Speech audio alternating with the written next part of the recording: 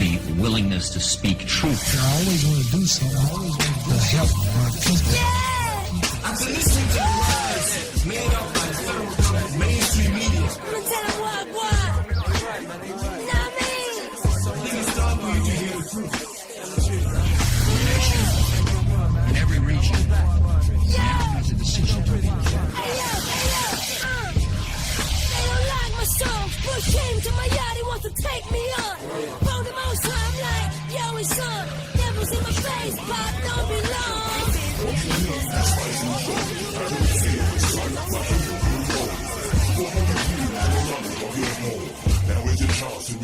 Okay, Pop, yeah, no doubt. I'm buzzing back, wasn't taking it now. Buy your records, I got weapons, what's he talking about? I don't like the way the devil's running his mouth. Now watch that, it's just an excuse. See, they don't like you, son, cause you tell the truth. Hey, yo, Pop, United Nations turned up. They want to search my yard till I them out. Nah, son, you leave them to me. Now you deal with that caution, call it how fast you got. Fire for the black side, for those who oppose me. Hurricane, tornadoes, earthquakes, you'll see.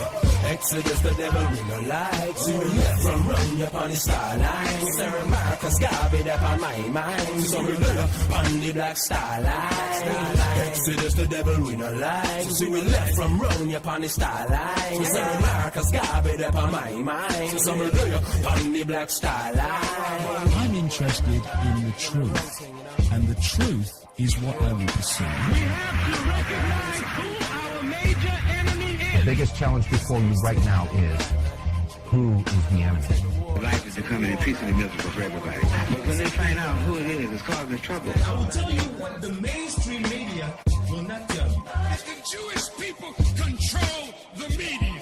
People need to get out of denial very quickly. Because your children are being poisoned, you're being poisoned, children are being indoctrinated and programmed and turned into software programs at school. You're being poisoned in the air, you've been poisoned from the sky, poisoned in your food, poisoned in your water, poisoned by vaccine. How bad does it have to get before people in vast numbers realize that the world ain't like they thought it was? I'm talking to you. The principle and the idea was divide and rule, divide and conquer. $1 billion a week spent on war. 15 million Americans are homeless in the street. We can build Iraq and Afghanistan, but leave you with nothing. You have to come together. There has to be a foundation of unity for you to get anywhere, especially if you're black in this country. Remember, all I'm offering is the truth, nothing else. I want you to hear speak the truth regardless of circumstance and stand up on the truth from the cradle to the grave. The murder was the case they gave. And it was just the other day when they stepped out the caucus man in case. The murder's undercover blood. But guess what? They slipped up. The people are starting to wake up, and as soon as we get together, they ain't here to apologize for the outcry while we're on the genocide. Till today, from the time he arrived, Mother Africa is still dripping blood from her eyes. Ain't too be turning around my words. I'ma tell the truth till it hurts. And I'ma keep spreading love to the peace. But right now, I'ma drop the truth on the verse. And I'ma dismiss unrighteousness. My backside, they can kiss, they can't handle this. I've got a long list of brains with power fists who insist government's taking a piss. Exodus, the devil we no like. So we left from round upon the star line. Sir Marcus Garvey up on my mind. So we run up on the black star line. Exodus, the devil we no like. So we left from round upon the star line. Sir Marcus Garvey up on my mind. So we run up on the black star line. Come, let me bust the things for all you hustling. I might scuff your Tims how I'm busting in the fight. I'm struggling on some other thing. Head wrap and skull cap, I call my brother king. Work running and you know that. It's like a prison wing, how we keep the show pack. I don't hold back. Radio, play my whole track. Most cats listen close as phone taps. There's no black in the Union Jack. Britain flows pierce ears like guns with studs in them. Count bars like you're stuck in prison. Count scars in a body that's slug ridden. It's the fusion of the E's, brews and ganja, giving these youths delusions of grandeur. And only a few who've left to have a stretch on the psychiatric wing return to the manor. I'm the one that rap for them people suffering. Try function in a world that's got no love for them. Enough of them would rather vote for Big Brother than vote for them hypocrites that's in the government. F them then. It's Emmanuel and Brother Ben. Yeah. Exodus will Built never into your entire life. There's something wrong. You don't know what it is, but it's there, like a splinter. You think the US don't have weapons of mass destruction? It's got to work. It's a general idea. I do. I'm working on it.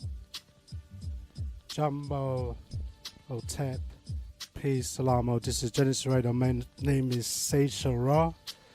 I'm here for the next couple of hours and beyond. And yeah, we've got a lot of stuff to go through. Just give me a little time. I want to big up, obviously, Tony Mix for his last couple of hours of genre of music. And I want to big up the management team, Tony Mix, and all the Genesis listening audience. Okay, I want to definitely big you up. Okay, just to make sure I'm sounding all right. Yeah. Okay. So look, I'm not sure what's happening with the phone lines right now. So at the moment they're dead. Okay. So there's no way to even phone me or text me or let me know how I'm sounding. All right. So no worries about that. We'll get through it somehow. And just checking. Yeah. All right. So there's a lot of things to talk about. Yeah, as per usual, I want to big up, obviously, Russ Wonder, Big Stepper, and D-Roll, Tony Mix, obviously, okay, and all those people that's putting their time and energy into Genesis Radio to give us a platform to begin to have these kind of discussions and conversations, as you know. And obviously, it's all about you and what you're saying. I want to pick up Special E DJ for his time and his energy too, for keeping this whole station flowing and growing and forever knowing. Yeah. All right. So I'm going to be talking about, as time goes by, I'm going to be talking about a little stuff around what's this people call Kwanzaa, okay? And what's that all about? Now, I'm not going to talk about it straight away, but I want to be able to give you some different perspectives and views on it, okay? As you know, this is nothing new.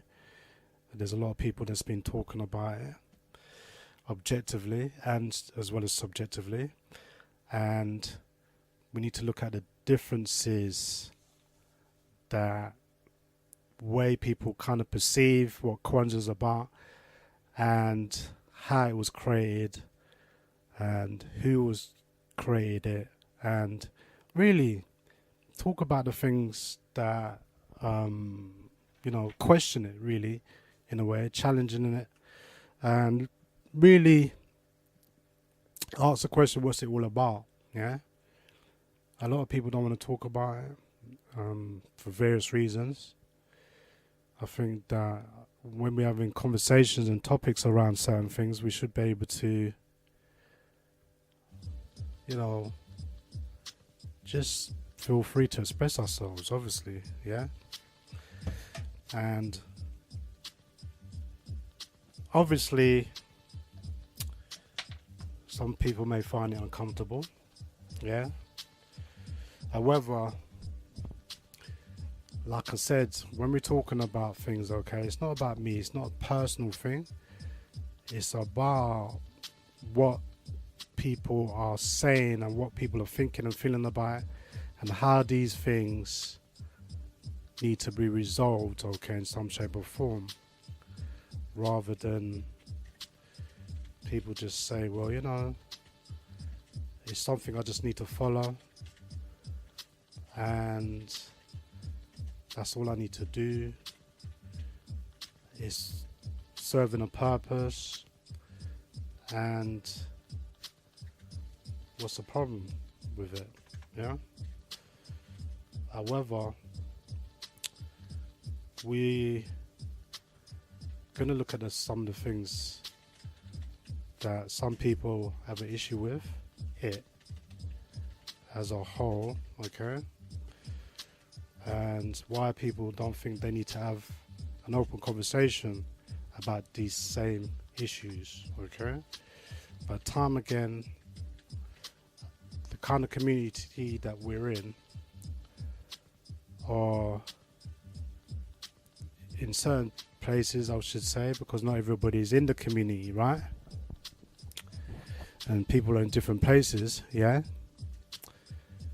But how does people really view it here in this country called Little England, yeah?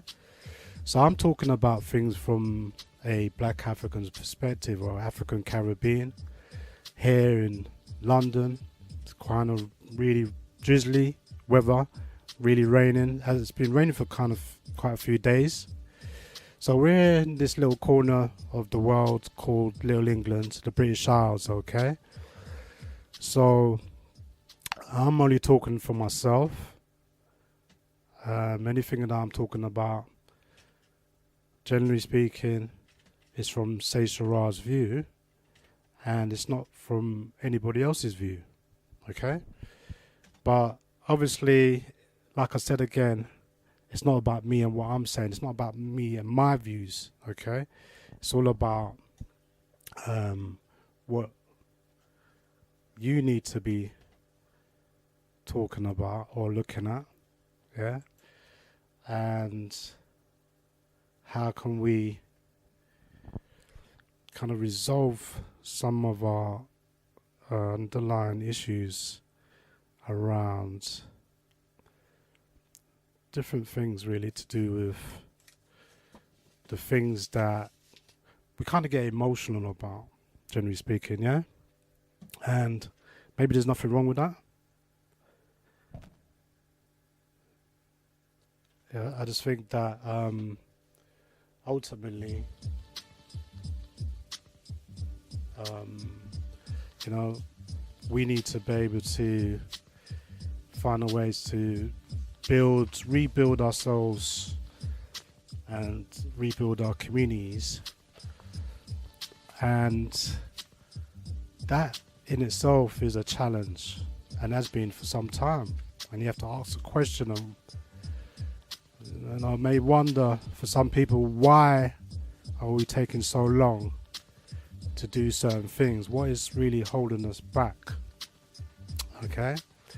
Now, yeah, it's coming to that time of year, everybody's going to be wanting to celebrate something or the other. I don't really agree with it, personally. There's a lot of things I don't agree with. And there's some things I agree with, some things I support, some things I don't support, you know what I'm saying? The thing I'm talking about is that ultimately, we're never going to agree on everything, are we? So we can agree on some things some of the times, but we're not going to agree on everything all of the time. And I feel that this journey that we're on, some people's on different journeys in different places, okay?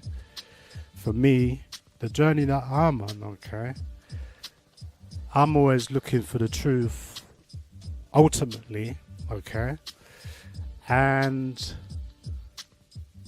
not just looking for the truth just for the sake of it, okay?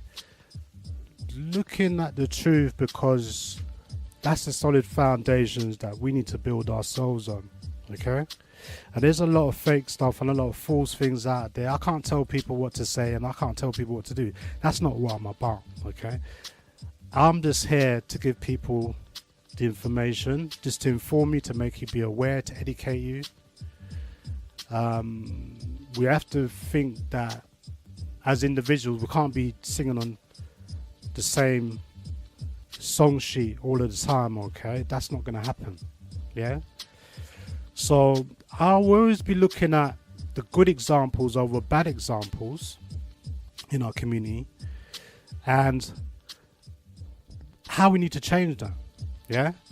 Now, last week I was beginning to talk about the types of leadership that we have in place right now, and how we're going to really evolve from that in certain respects, okay? And what are the things that we need to do to create a better leadership. And one of the things that I've been saying for quite some time in terms of talking about leadership is that we're all leaders and we're all followers, but the problem becomes, okay, what we're leading into and what we're following, okay? So I feel that the type of leadership that we got, I've been studying it for some years, okay? And people might not realize who I am or where I am coming from, okay? I feel like I've been around a little while now. And, just for those people, don't forget or don't realize that when we're talking about this whole Pan-Africanist, African-centered, African-conscious, liberated way of being or looking at things or movement or organizations, yeah? Within that we have what you could describe in some terms, in some ways, the black leadership, black activists, black community leaders, black community representatives, freedom fighters. We've got church leaders. We've got many different movements. We've got many different organizations. We've got black political leaders. We've got black economic leaders. We also got, and a lot of people don't talk about, we've got the black, or what I call the bourgeois petite black elite. We also got the black masons and the black fraternities. A lot of people don't want to talk about that, or don't generally talk about that. I don't recognize what's going on underlining the black secret societies, which is what they are. Yeah. And I think the cornerstone of most of our communities is the black churches. And we could talk about a lot of stuff, yeah? And generally we do. And sometimes some of the things that we're talking about, for some people, it could become really overwhelming, yeah, depending on how strong you are mentally, physically, spiritually, and culturally. And yeah, it's difficult having to deal with everyday struggles, okay? Dealing with your own struggles, and then you have to always be, if you're on that journey, okay, be conscious enough to know how to be looking out for your people, for your children, your family, your community, your nation as a whole. Yeah, not everybody's at that place that where I'm talking about, right? Not everybody has a common vision or a common thought process around how we need to look at things holistically, okay? So we always generally, as black people, as black African people, talk a lot of stuff, okay? And maybe that's all right. We need to talk and we need to live our life in the best way possible, okay? Like I said, draw the pain and the suffering, and some of the trauma and trivial things that we have to go through in our daily lives when there's people suffering and struggling out there that shouldn't be suffering and struggling. Yeah. So, you know, I'm not against celebrating if that's what you think. And a lot of people, when you talk about something that is objective to somebody's ideology or somebody's thought processes or somebody's theology, like religion or doctrines, anything that you find that people are following, generally speaking, you find that people will find a way to kind of ridicule you, kind of demeanor you, you know. And you know, you find that the most conscious people that claim to talk about liberating and repairing and how we need to unite and come together and all of this, you find that just because you're not accepting what they're accepting, they feel like they have to ridicule you, demonize you. You know what I'm saying? And I think that's wrong. Yeah, I think that, you know, you could be critical without being patronizing or condescending, so to speak. Yeah? But if, like, you know, people go on like they really care about people sometimes, and deep down they don't really care. If you look at them, deep down they don't really care. A lot of people out there make out like they really care, and they go on pretending, yeah, acting like they care. We've got a lot of actors, man, really good actors. Alright? And there's so many different reasons why we're not going forward. And generally speaking, we're not having those kind of conversations, are we? Because a lot of people tend to want to just talk about positive things all the time and thinking that everything needs to be positive. Okay? And then we need to talk about things that uplift us to the highest level of thinking and being. And that's so good and that's fine. But while everybody's kind of on a high on some things and celebrating and forgetting where they're coming from and all of this stuff, and there's nothing wrong with that, maybe, yeah, there's a lot of issues that's still not being dealt with, yeah. And we got some really poor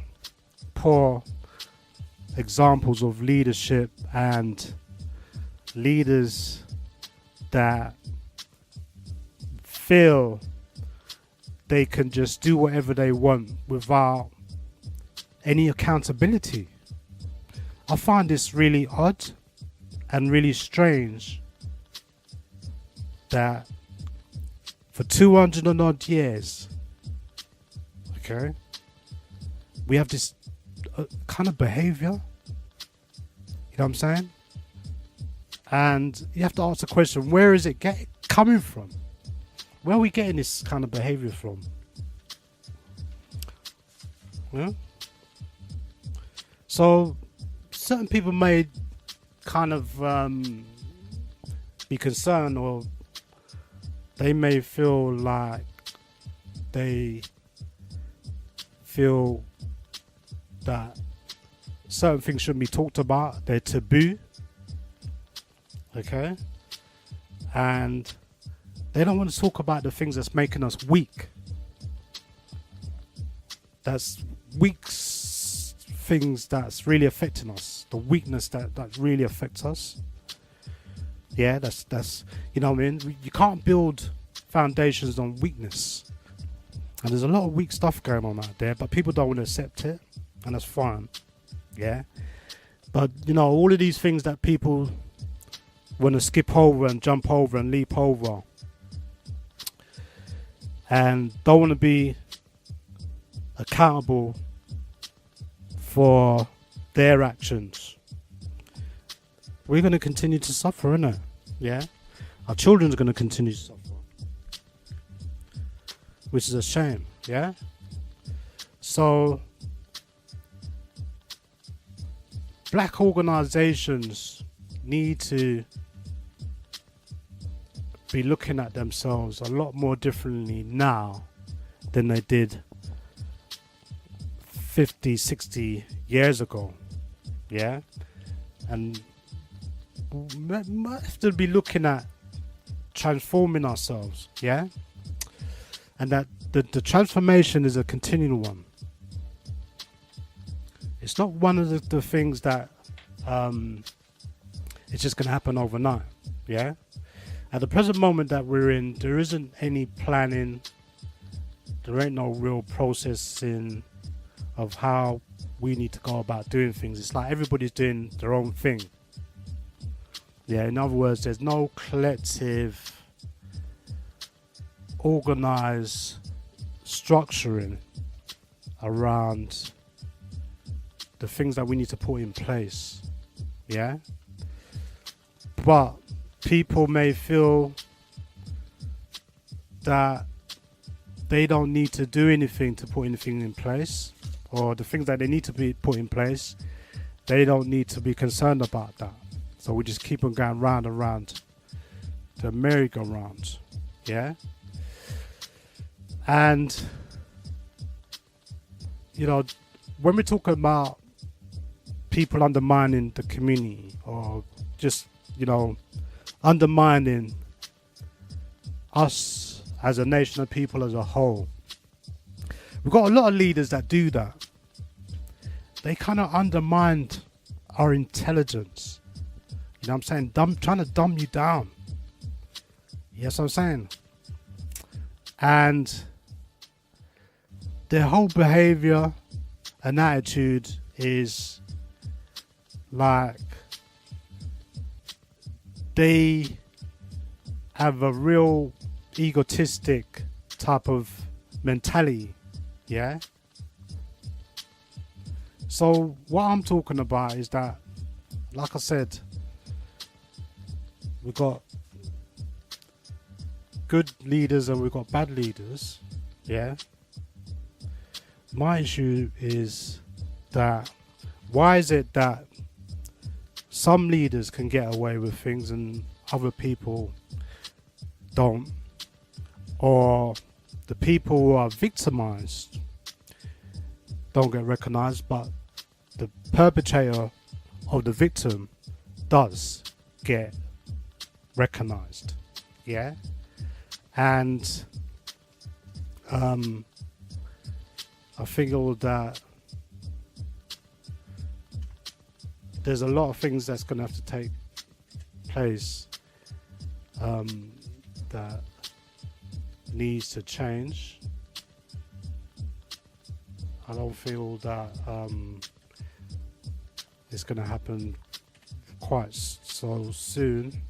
Yeah, at the present moment, for the way that I'm looking at things right now. In some cases, I feel the leaders, a lot of the leaders from now and from in the past, okay, have kind of let down our people. They've let down our people, okay? And we tend to follow a lot of stuff that's not relevant to us going forward. It's just a waste of time and energy and resources. And I feel like we have to be able to look at restoration, you know, in terms of reparations, restoring ourselves to a better place than where we are at this present moment now.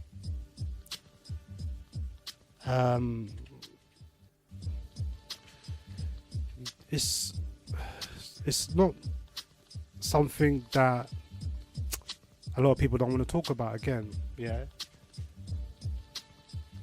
Why we're not going forward. But I've been talking about a lot of stuff to do with leadership. Okay. Definitely highlighting a lot of stuff. Right? I'm not saying I know everything. Yeah. And in fact, I don't really want to know everything. Okay. I've seen a lot of stuff, and you know, some of the stuff that I've seen is really sickening. Yeah, and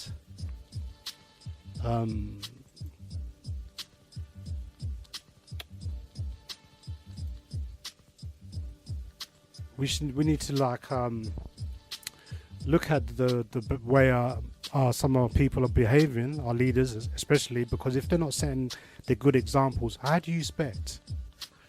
Explain to me, how do you expect other people to follow you if you're not being the best example by setting the examples, yeah, and putting the best examples in place? There's a lot of sort of cult worshipping, hero worshipping personality that goes on in our community. I'm not into it. You know what I mean? I don't worship nobody. I'm not following nobody. Yeah? I don't follow any ideology. And it's good for me that I don't follow any ideology, because I'm free. I'm free. Yeah, my mind is free. See what I'm saying?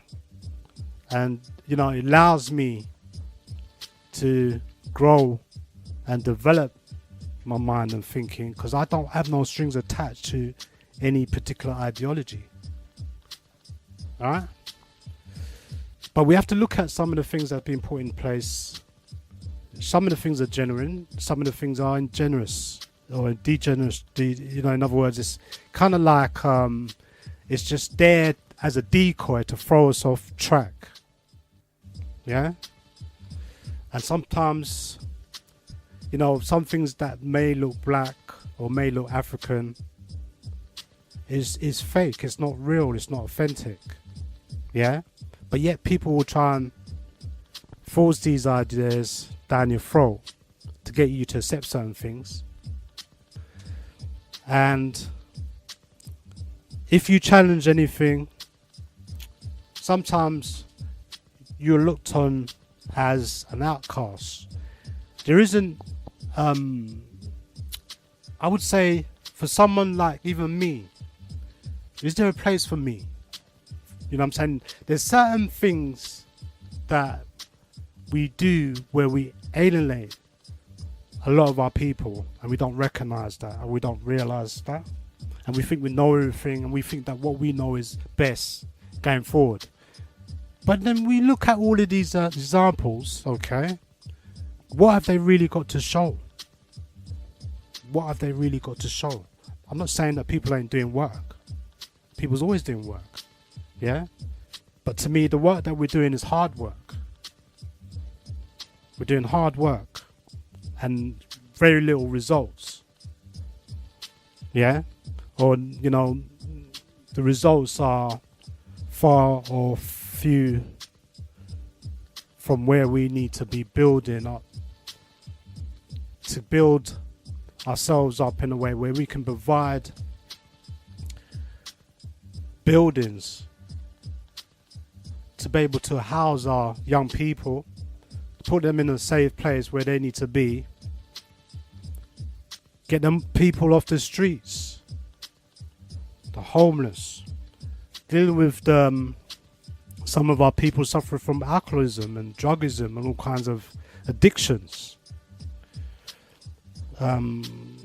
Talking about dealing with some of our people who are trapped in the mental institutions, and the process of the whole thing to do with mental illness and how we have been targeted in that respect, or how we've been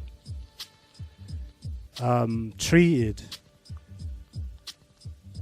because people misinterpret our behavior. So we've got a lot of work to do around helping our people, giving them the real support that they really need. Yeah? And yeah, we could talk about how long we've been there. We could talk about how many generations we've been there.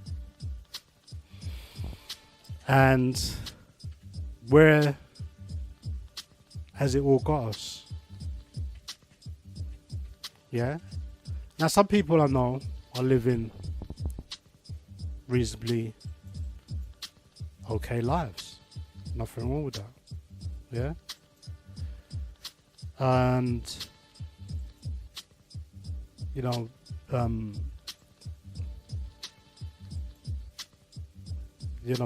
we have to take the time to be able to look around us and see what's actually happening with our people. Okay?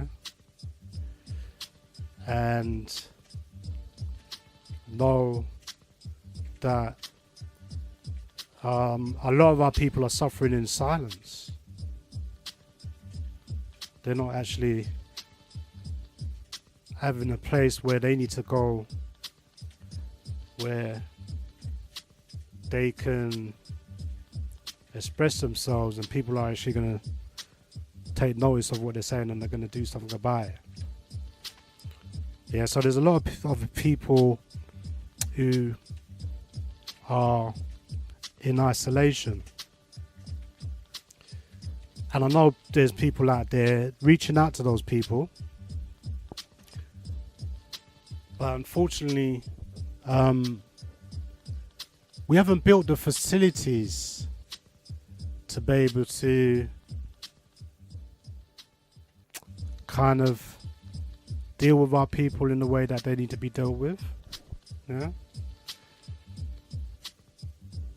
We haven't really built those foundations, have we? So when is that going to happen? And you see, I don't want to get caught up in this kind of put in a box type of label type character.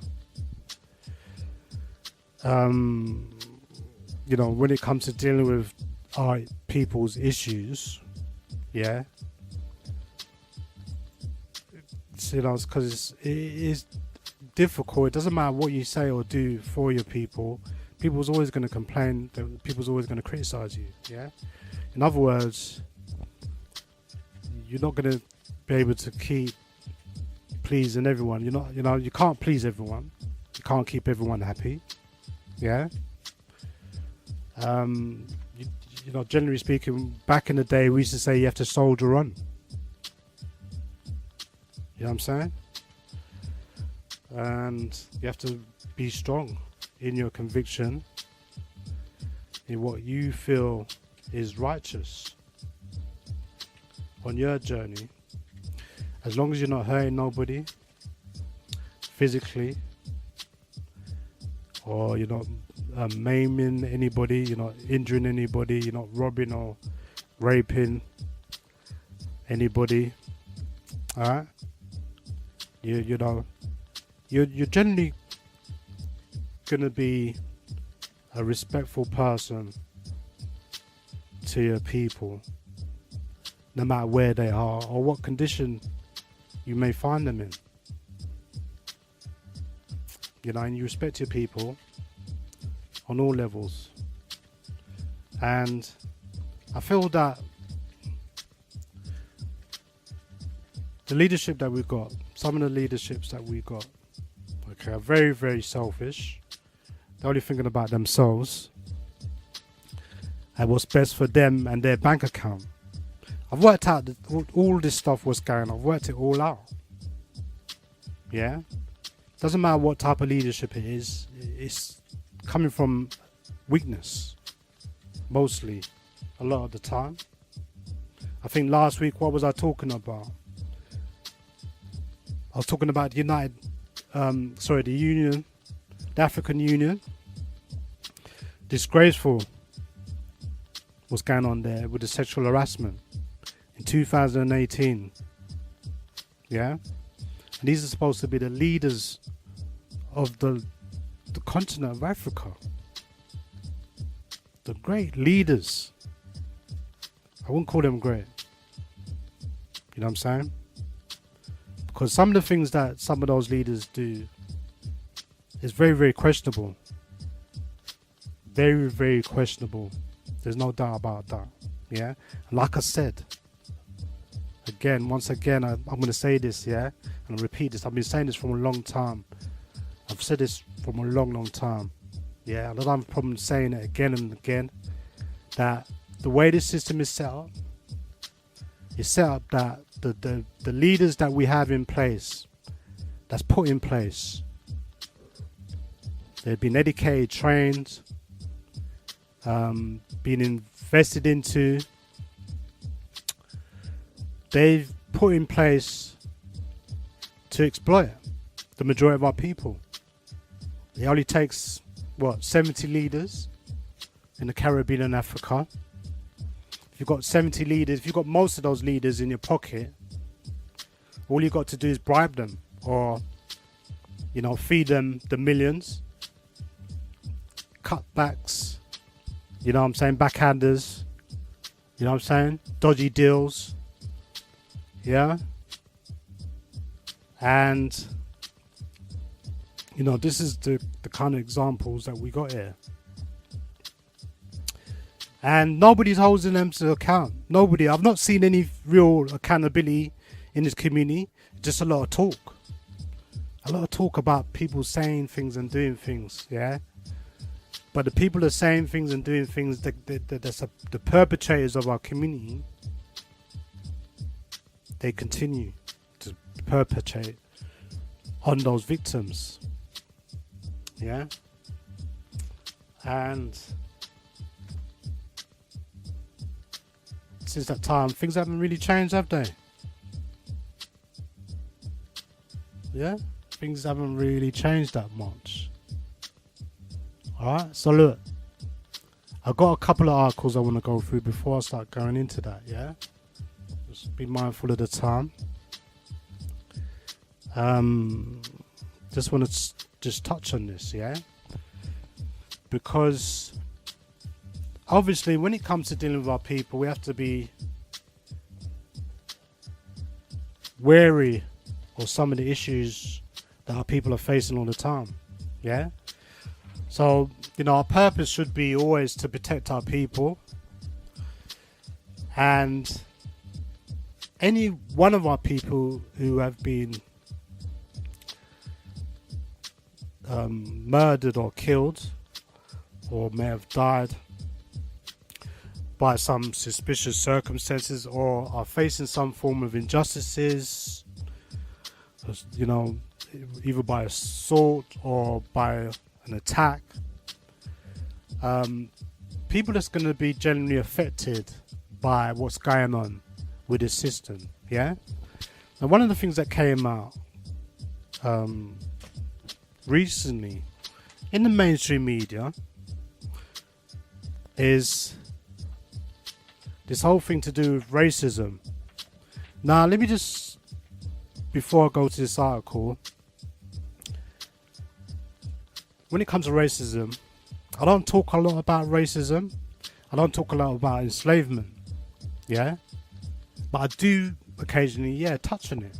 Yeah, I don't make a big, spend hours and hours talking about these two subjects, because one thing I realized is within that, it's like he was trapped, like he was sandwiched between racism and enslavement and racism.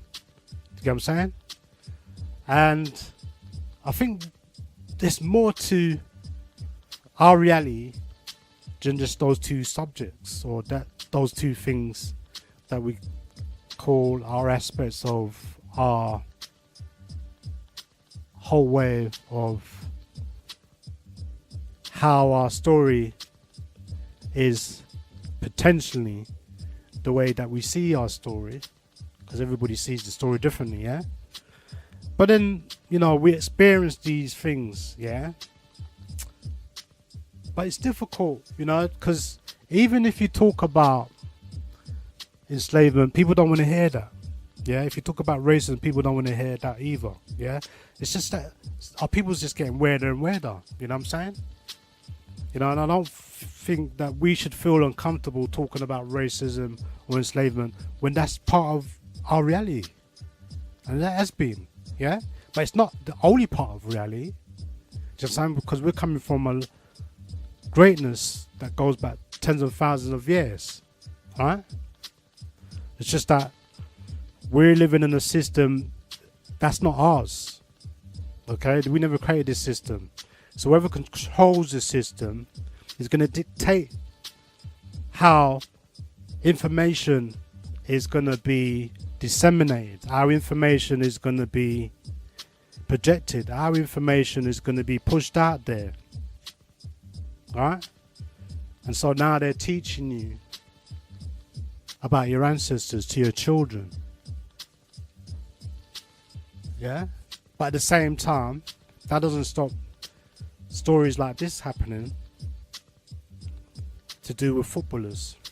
Black footballers in this country have been facing a lot of what you call racism, or what I call atheism, going back to, I don't know, I remember Clyde Best for West Ham, and there's other football before him, but I'm talking about going back into the 70s and 60s.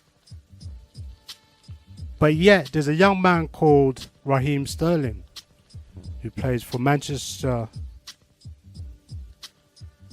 City, yeah? And I'm just being a bit cautious, okay, because I don't really follow football no more like I used to, so I have no idea what's going on in the football world. But I know, like I said, this thing to do with institutional racism is in every facet of this so-called British society, on the four corners of this British island. It's institutional racism, and it's always going to be there, and it's never going to go away, and the younger generation have to deal with it. You know what I'm saying? All the things that we've been doing, all the freedom fighters and activists and all the people out there that's fighting the struggle and to resist the system, things haven't changed. We're still having young men being victimized, assaulted and attacked because of the colour of their skin. And you got the government here, the political establishment, they don't want to talk about that, and we can't get them to talk about that. We're not forcing them to even look at it, are we? So obviously these things are going to continue. Yeah. However, things have changed a little bit. This article says Manchester United fan jailed for racial assault on City's Raheem Sterling. It says that Carl Anderson kicked an abused player outside City's training ground. Court heard 29-year-old had 25 previous convictions for 37 offences. So look, it says that Raheem Sterling was said to have been left completely shot by the racist attack before Manchester City's 4-1 win against Tottenham Hotspurs that resulted on Wednesday in a 29-year-old man being jailed for 16 weeks. Alright? So it said just to let you know that, this person has been locked up. Yeah? It says that Carl Anderson smiled as he received a sentence, having pleaded guilty at Manchester and Salford's Magistrates Court to racially aggravated common assault on the City and England player. The court was told that Anderson, a Manchester United supporter who has a history of football-related violence, kicked and shouted racial abuse at Sterling outside City's training ground in Clayton Lane, Manchester, before their win against Spurs at the Etihad Stadium. Anyway, it goes on to say that Karl Miles, prosecuting, said Sterling, who scored twice in the match, described himself as completely shocked by the incident in a statement. Anyway, the 23-year-old said, "I didn't think this type of behaviour." Hear this. This is what this young black footballer, professional footballer, 23-year-old, is saying. I don't think this type of behaviour still happen in this country in this day and age. I mean, isn't that an understatement? Isn't that an understatement? I think that we have to be realer than real, yeah, about reality. Let's not try to pretend, yeah, that this thing is just gonna just disappear, right? In fact, I'm gonna go even further than that, and you know, one day as time goes by, we'll be talking about things such as white supremacy, fascism, the far right, people who hate black people with a venom, yeah. And there's a group of people out there that are like that in different places around the globe. And I'm going to be kind of be painting a picture to make people feel that we're living in La La Land. You know what I'm saying? But the reality is that nothing's changed in hundreds of years for black African people as a whole. Yeah, nothing's changed in terms of how people see us and how people want to treat us and deal with us and do business with us and socialize and relate with us, whatever. I'm not saying in certain areas that things haven't improved. Of course that things haven't improved. Look, this person's received 16 weeks jail time, probably do a couple of months and he's out, you know. Anyway, it goes on to say that I'm not going to read all this stuff, but you get the drift of what I'm talking about, yeah. This is a young person as well, a young white person, yeah, 29. Okay, so this kind of behavior is inculcated in generations of Europeans because of, you know, the system is set like that. It kind of like, in a way, it kind of fuels it. And one of the things that he was saying before I move on that was interesting, because yeah, they're saying that he's, you know, this young man who's been kind of in the spotlight for maybe all the wrong reasons, Raheem Sterling, it's not the first time he's been probably faced racial slurs and racial assaults and insults and all kinds of sick things, right? Yeah, it's not the first time, yeah?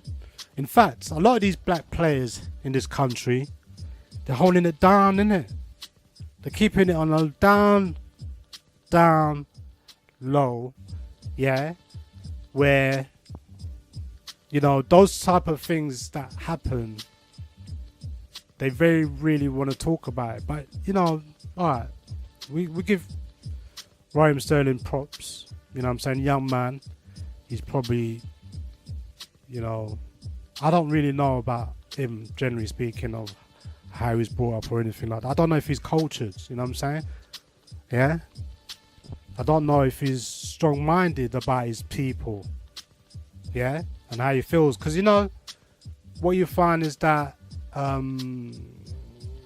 lot of people, young people, let's say, generally speaking, because of the way they're brought up in this society, to make them feel like they're equal, yeah, so-called equal, yeah, that they don't see racism. A lot of young people don't see it because they don't feel like they're affected by it.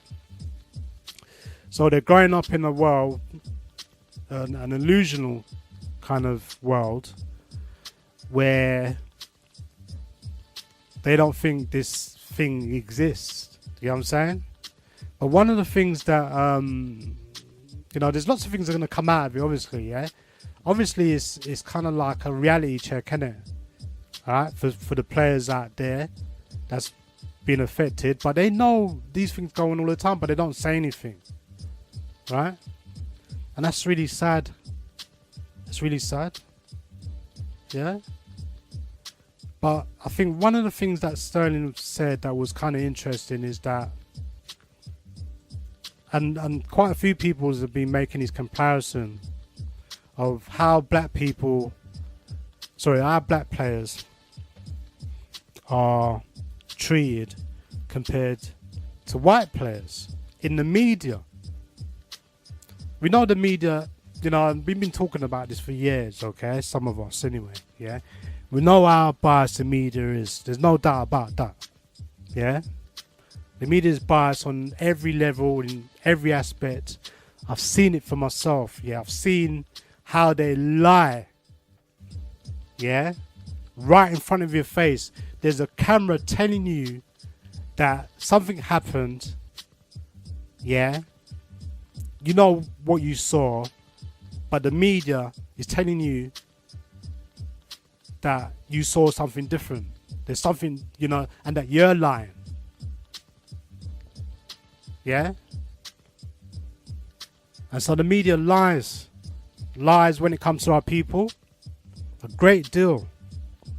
And they're quite happy to lie even more to protect the establishment, to protect the elite, because it's the elite that control the media, right? I don't need to tell you out there, because you know, right?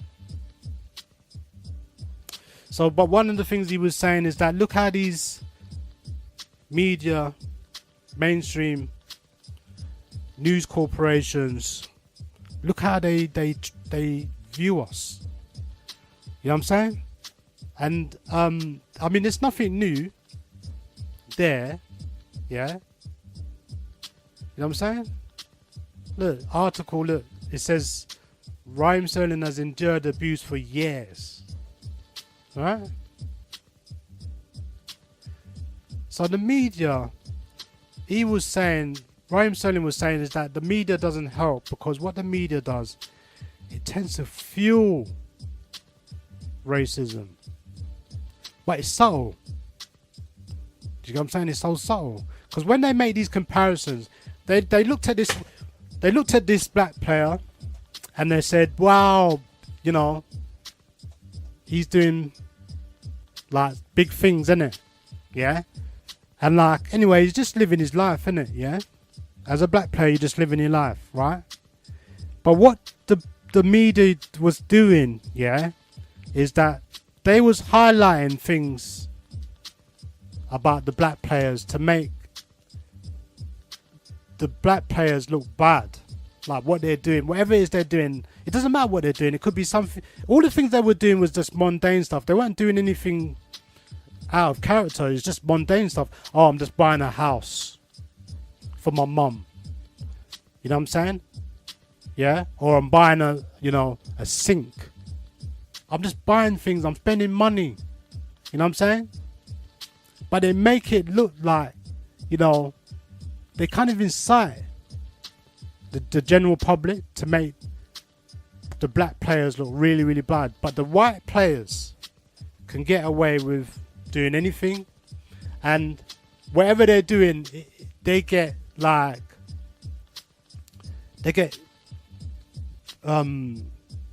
what you could call, they get like gratification for it. You know what I'm saying? They get glorified for things, what they're doing. Yeah, it could be just they're shopping and spending money, just the same. Yeah, they made these comparisons. They made the comparisons, right? And people have identified the comparisons that the mainstream media are making with the black. They made these comparisons. You know what I'm saying? And it's quite obvious for you to tell that you can see that's what's happening. Yeah. So the mainstream media is institutionally racist. That's what they need to say. The football players need to say that. These people, if you identify certain things, why don't you say it? What are they scared of? Black people have become scared to talk out. That's why they suffer in silence in this country. They sit back and say nothing. And because they sit back and say nothing, that is a knock-on effect that would affect others. Yeah, that's going to suffer from that. You know what I'm saying? Because it's gone unreported. A lot of stuff just goes unreported. You Yeah? Alright, so then, just to highlight that, yeah, we're in 2018, and there's been loads of incidents that's gone sort of unheard of in the mainstream media, but somehow, because it's in the public eye, some of these reports, it gets a lot of traction. Yeah? And there's another story, another football story, in fact, kind of interesting to know. It's happening in the football world, where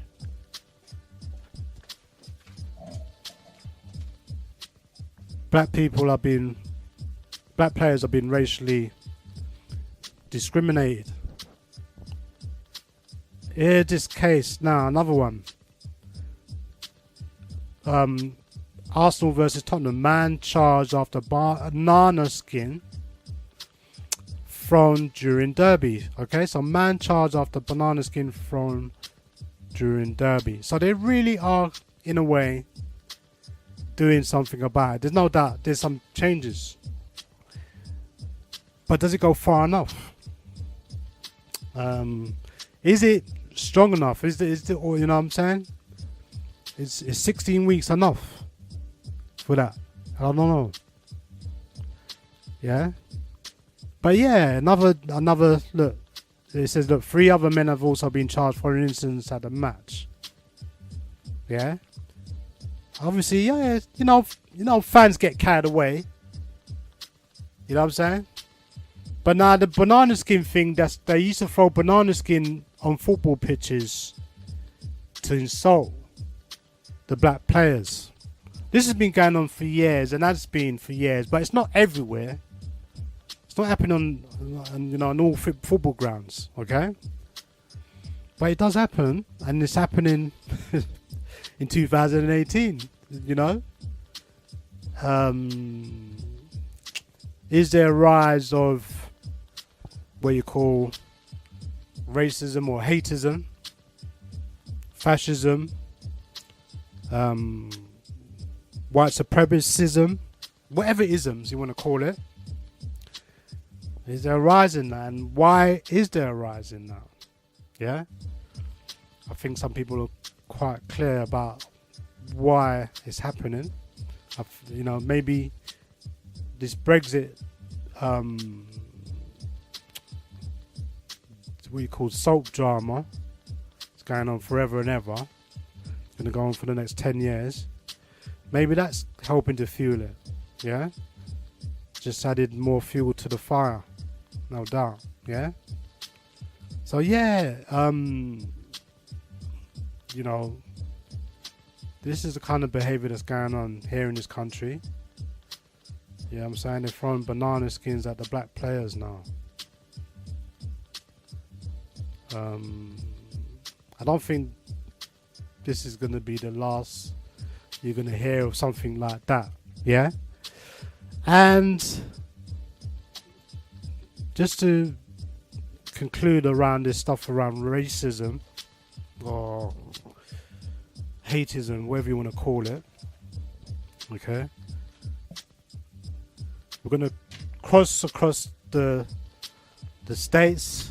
Okay? You know, United States is probably one of the most institutionally racist country on the planet Earth. There again, I don't know. I think I was looking into, there's other countries that, you know, are up there as well. But yeah, there's a lot of racism that goes on in the United States of America. And recently, this story got some traction in the mainstream media. It tends to generally do when it comes to some of these entertainers or sportsmen or sportswomen, athletes, and generally people that's in the mainstream media as a whole. Yeah. So I know a lot of people might not be too happy with Kevin Hart, the comedian, right? But yeah, there was some stuff about him, you know, and this is goes to show how these people get down. I'm talking about the mainstream media or people that's looking to find dirt on you. Yeah, because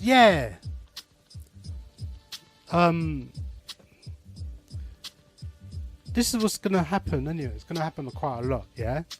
Anyway, let me look. This article saying, look, Kevin Hart steps down as 2019 Oscars host after refusing to apologise for homophobic and having problems getting that word out of my mouth. Yeah. So look, to apologise for homophobic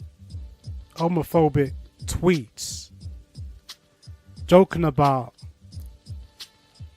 fags and AIDS and stand-up skit, saying his biggest fear was his son growing up gay. Yeah. So let me just read just a few lines, yeah, to let you know what's going on there. Yeah. Kevin Hart stepped down from hosting the 2019 Oscars Thursday night. He had refused to apologise for anti-gay tweets from 2009 to 2011 that surfaced. The comedian revealed the Academy of Motion Pictures, Art and Sciences had given him an ultimatum: apologise or they would seek a new host. The 39-year-old said he would pass on the apology, but hours later finally did apologise to the LGBTQ community. Had he stepped down from the hosting gig. Also, it says here, the tweets have been deleted that showed Hart using homophobic slurs and rhetoric. In a 2010 stand-up routine, he said, "One of my biggest fears is my son growing up and being gay." Wow. I mean, yeah. Anyway, God to say, Hart said Tuesday when it was announced he would be hosting the Oscars that it had been a goal on my list for a long time. So, you know what I mean? So anyway, yeah. So basically, he's saying that the Oscars was a big thing to him, innit? Yeah. But it says here that he had to step down as the host of the 2019 Oscars amid a slew of backlash over years-old homophobic tweets that recently surfaced. He said, "I've made the choice to step down from hosting this year's Oscars. This is because I do not want to be a distraction on a night that should be celebrated by so many amazing, talented artists." The comedian tweeted Thursday night. "Just 2 days after being named host, I sincerely apologize to the LGBTQ community for my insensitive words from my past. However, his apology came too late after he revealed earlier in a Instagram video that the Academy of Motion Picture Arts and Sciences had given him an ultimatum: apologise for the comments or they would seek a new host. Hart responded to the ultimatum in the video, asserting that he chose to pass on the apology because he had addressed this several times. Yeah, it's true. Anyway, it goes to say that less than 2 hours later, the 39-year-old changed his tune, issuing an apology to the LGBT community along with his resignation as Oscar host. And you know, he's got his tweet, he's got videos. Wow, there's a long list of stuff I'm going to go into, yeah? But just drawing parallels there with the system, when people want to deny whatever you want to deny and try and pretend and hide, ignore and run away from all of these things, this whole thing to do with this race issue, yeah, this is something we find ourselves trapped in. But you see the young people now having to deal with that. Just like some of us elders, some of the adults and elders, and some of the people going back, yeah, for years. Will this change, or will things change? I don't know, yeah. But yeah, there's a slight difference in the way the parallel. I'm going to draw it the comparisons now, okay, with the footballers facing, you know, all these different racist assaults and insults and things of that nature, yeah. That Kevin Hart is a black comedian, is very successful for whatever reasons. That's his thing, innit, yeah. But at the same time, you know, he has to apologise for something that he apologised for before, years ago. Why is he apologising again for something that he already apologised for years ago? He dealt with that years ago. I think the LGBTQ community, they're like, what some people call them the gay mafia. They're so demanding. And don't get me wrong, yeah? We got our own sort of gay black mafia around there too, yeah? Yeah, we know what's happening there as well, yeah? So, the parallels I'm drawing is that the relationship that we have with the whole entire planet Earth, okay? No matter where we are, you're going to find that we're not allowed to say certain things. We're not allowed to do certain things, yeah? Because Europeans, I see a European talking on TV the other day, and he was a homosexual, and he's quite open about it, and he makes loads of jokes about it. He makes jokes about himself, yeah? And Europeans make jokes about homosexuality in different forms and different ways, yeah? And nothing never happens to them. Nothing said about it. You know what I'm saying? But, you know, just to show you that how we are looked upon or how we are dealt with nowadays, okay, just shows that we're not allowed to say certain things. They stop us talking about certain things in records in Jamaica. You know what I'm saying? We're not allowed to say anything about homosexuality in the music now. Yeah? As you know, they ban all that. You know what I'm saying? And quite a few of some of the entertainers, unfortunately, have been punished, you could say, or penalised because of it. And I reckon a lot of people have been penalised and punished, but you just don't hear about it. You know what I'm saying? And I think that, you know, decide there, you know, this is, worlds is a good place for us to be in right now. The way it's situated, I don't agree with at all, man. Yeah, I don't think this place is a good place for us right now. The way that we're treated, we're still treated like we're animals, you know, and we're treated like we shouldn't be here on this planet Earth. We shouldn't exist. Yeah. Alright, so look, I've said enough of that, yeah? Just to highlight, just to let people know that You know what I mean? This whole idea around racism is not going to go away just like that, yeah? It's just that nobody's come out with a good sort of formula to find a way to actually deal with this thing properly. And I don't know when things are going to change, yeah? But it's going to be quite a while, I reckon.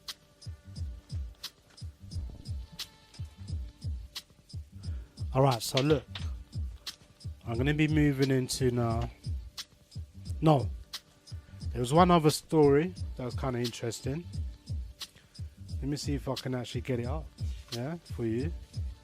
It's kind of interesting, yeah. This is off topic, generally speaking, yeah. It's to do with that President of the United States of America, Donald Trump. You know, I mean, I don't know. What can you say about this character, man? Donald Trump, man. Since he's been in this position of controlling the United States of America, he's had one drama after another, innit? He's full of dramas. He's sacked so many people, or so many people resigned from his administration. He's had so many cases against him. He's had so many people that's fighting him down, I would say.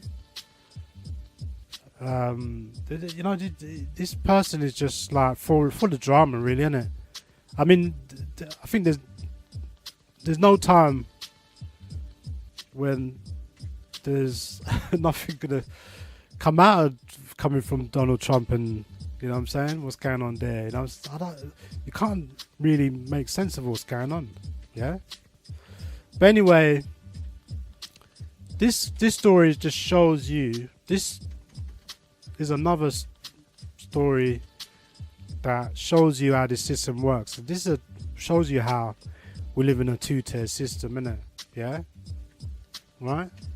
And gives you a good example of how this system operates, how the elite get down. You know what I'm saying? The sort of thing that they get up to, yeah, when they get caught, right? Or when somebody in those circles gets trapped in a situation they can't get out, yeah. So yeah, Donald Trump is always in the media, in the mainstream media. He's always causing a storm somewhere, and it's kind of interesting to see that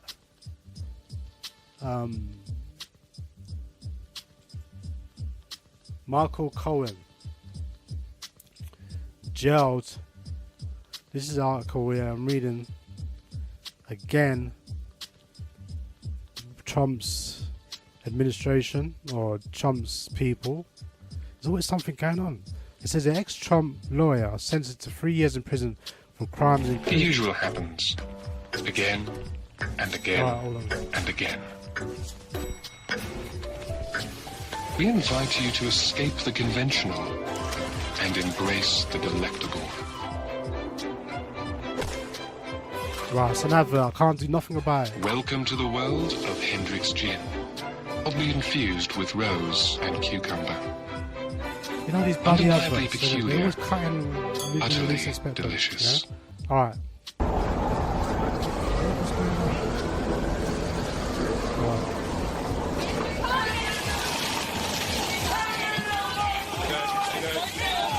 Alright, so yeah, you can hear that in the background there, yeah?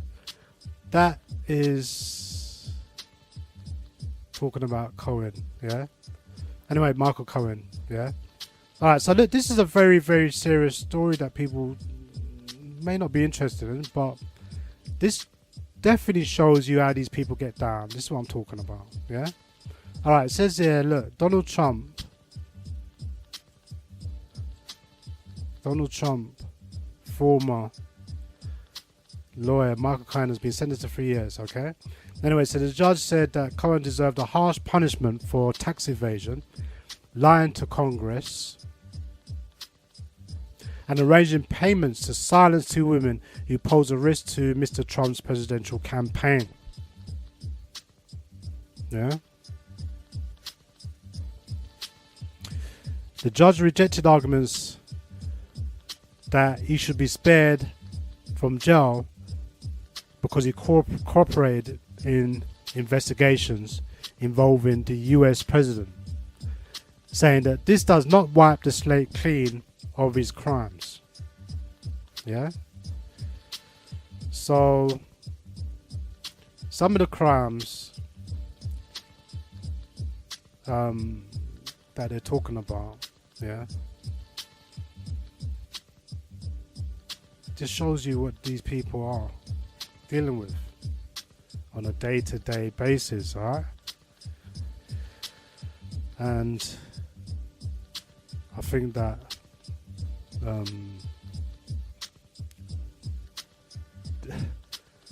Donald Trump, man, one of the things that they were saying about Donald Trump is that can they actually charge him? Can they actually indict? Can they indict him? Yeah, they were debating whether or not they can indict him for alleged crimes committed. Yeah, this is what they're saying about Donald Trump, right? Because this is part of what you call corruption that you have with the relationship between lawyers and businessmen. Yeah, lawyers and businessmen, man. You see a lawyer and a businessman, you know, more than often enough, okay, not all of them, but I'm saying often enough, some of them are doing some dodgy deals. Yeah.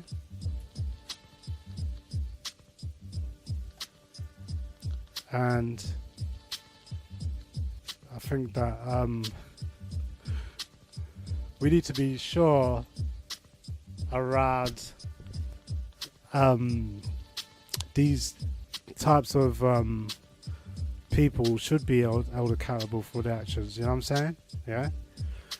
But did Donald Trump throw his lawyer underneath the bus? You know what I'm saying?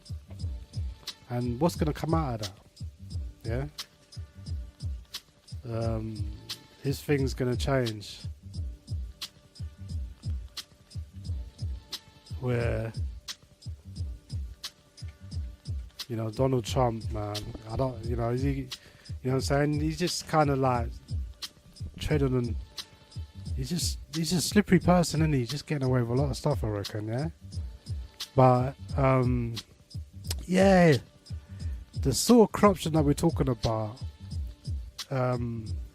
where people are bribed, you know what I'm saying? People are bribed to keep them silent. Yeah. A lot of this stuff goes on, and people choose to ignore it. Yeah, they're talking about money just being moved around, yeah, to keep people silent, man. A lot of money, yeah. I think they're talking about tens of thousands of pounds, yeah, to keep these women silent, and a lot of stuff like this goes on. Yeah. I think we live in a world where men are like sexual predators. Okay? And generally, they're going to try and find a way to use their power and influence to overcome vulnerable women, and where they're going to try and find a way to take advantage of them. Yeah. So this is happening a lot. It seems to be happening a great deal. Yeah. And whether these stories are true about Donald Trump, I mean, the proof is in the pudding, man. His lawyer is getting banged up. You know what I'm saying? And the story is there in the details of this. You could say the devil's in the details. You know what I'm saying? This is all part of corruption. I don't know why they threw this lawyer under the bus. I'm no idea why. There must be something else going on. You know what I'm saying? Maybe, I don't know really, because it's a funny world we're dealing with, yeah? You know what I'm saying? We're dealing with people, generally speaking, that normally this sort of stuff normally doesn't really come out, but I don't know, there's a power struggle probably going on between Donald Trump's people and the other power group, or you know, the other political parties, and you know, those people that actually are against Donald Trump. There's quite a few people that's against him, yeah. So maybe they're trying to find a way to be able to weaken his position. I don't know, yeah. But it seems like a lot of stuff is going on. I'm not saying that Donald Trump, he's far from being a saint. You know what I'm saying? He's got a lot of history. I'm sure he's done a lot of stuff, you know what I'm saying, that he should have done in the past. And I'm sure a lot of stuff that he done in the past will catch up. Just like with the black comedian Kevin Hart's tweet that just came out of nowhere. You know what I'm saying? And affected his career or his life or whatever. You know what I'm saying? So yeah, a lot of this stuff goes on. And you're going to hear a lot of kind of, I don't know. A lot of people's going to be after Donald Trump, I think. This is what's happening. Yeah, they're trying to get to Donald Trump. It's all tied in with something to do with the elections, the Russians being involved and all of this stuff, okay. You know, so much stuff anyway, yeah. As well as the you know, being, I don't know what issues Donald Trump's got with some female women that he generally may have had something with. I don't know, you know what I'm saying? But there's some women actually making allegations and accusations against him, yeah, that he's going to have to deal with. So there's some of the things in the past are catching up, yeah. I don't know if some of these women are trying to find a way to exploit money or to exploit Donald Trump's position, yeah, as they see it. I don't know, because there's you know, America is one of those countries that people just gravilishes for money, innit? Yeah, and try and find any way to sue you or try and get money out of you, yeah. So yeah, there's a lot of that still going on. All right, I'm gonna just go to my next segment. If you just give me a moment, I'll be talking about Kwanzaa now. Yeah. All right. So look, I'm gonna just start off with what is Kwanzaa. Yeah. What's it all about? Yeah. And we're going to look at different sides to it, different aspects to it. Yeah. I'm going to allow you to make your own informed decision about it, okay, at the end of the day. Yeah. Now, I apologize for the phone lines. I can't do nothing about it. I think I don't know what's happening with it. It's just the battery's knackered or something anyway. Yeah. So forget about that. Alright, so look, let's go to my next segment, because I've got so much to go through that I'm going to carry this over till next week, or the same time, same place here on Genesis, yeah, www.genesisradio.co.uk. Now,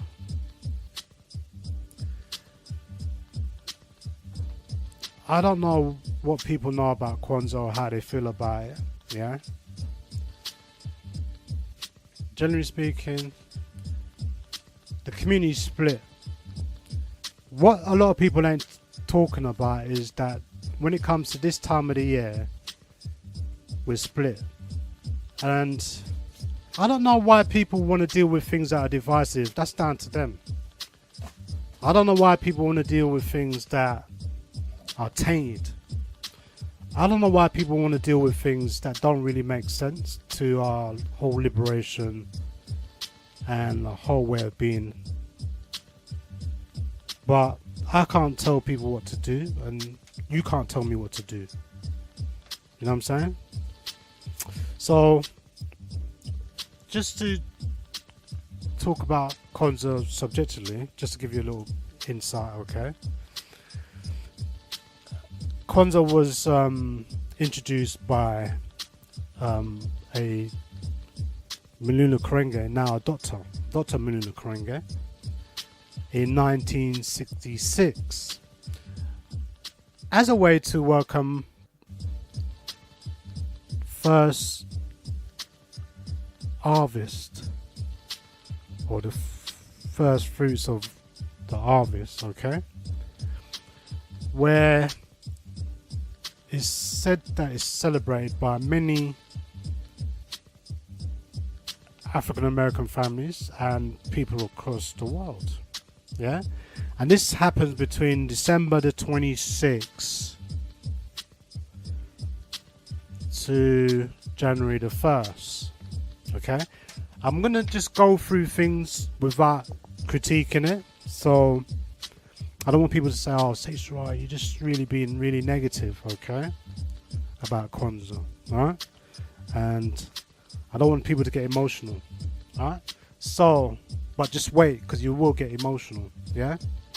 Anyway, it goes on to say that the word Kwanzaa derives from Kwasili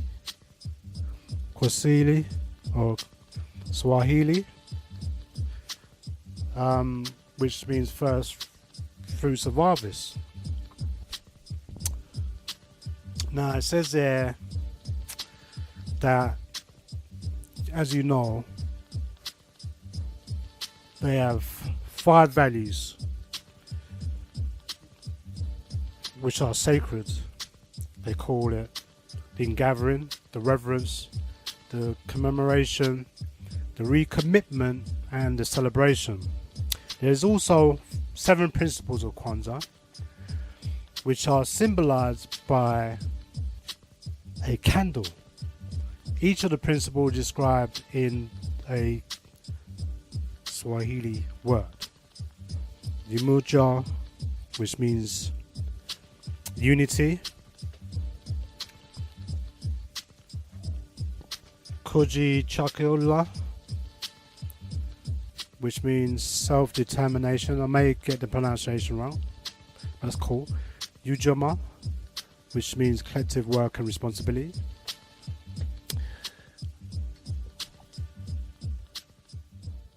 Ujama, which is cooperative economics. Naya, which means purposes or purpose. And Kiyomba, which means creativity.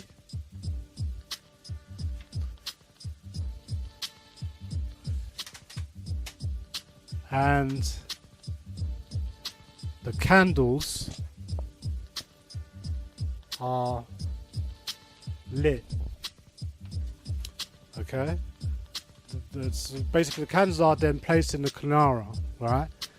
And the black candle goes in the middle and represents African people everywhere. The 3 red candles are placed on to the left of the black, and they represent ancestors' blood. So you got 7 candles, yeah, each for each day, and the 3 red candles are placed to the left and the black candles are placed to the right. So the red candles are supposed to represent the blood, the black candle represents black people, and the green candles are supposed to represent earth. life, and future. Okay, so the black candle is lit. This is on December the 26th. The black candle is meant to be lit, and everyone reflects on the meaning of it. One candle is lit, and the symbolism reflected on each day afterwards until January the 1st. Okay, so basically that's basically in a nutshell, if that makes any sense. Yeah, and just go over it just a little bit now. Yeah, just to give you an idea of what we're talking about. So yeah, there's one other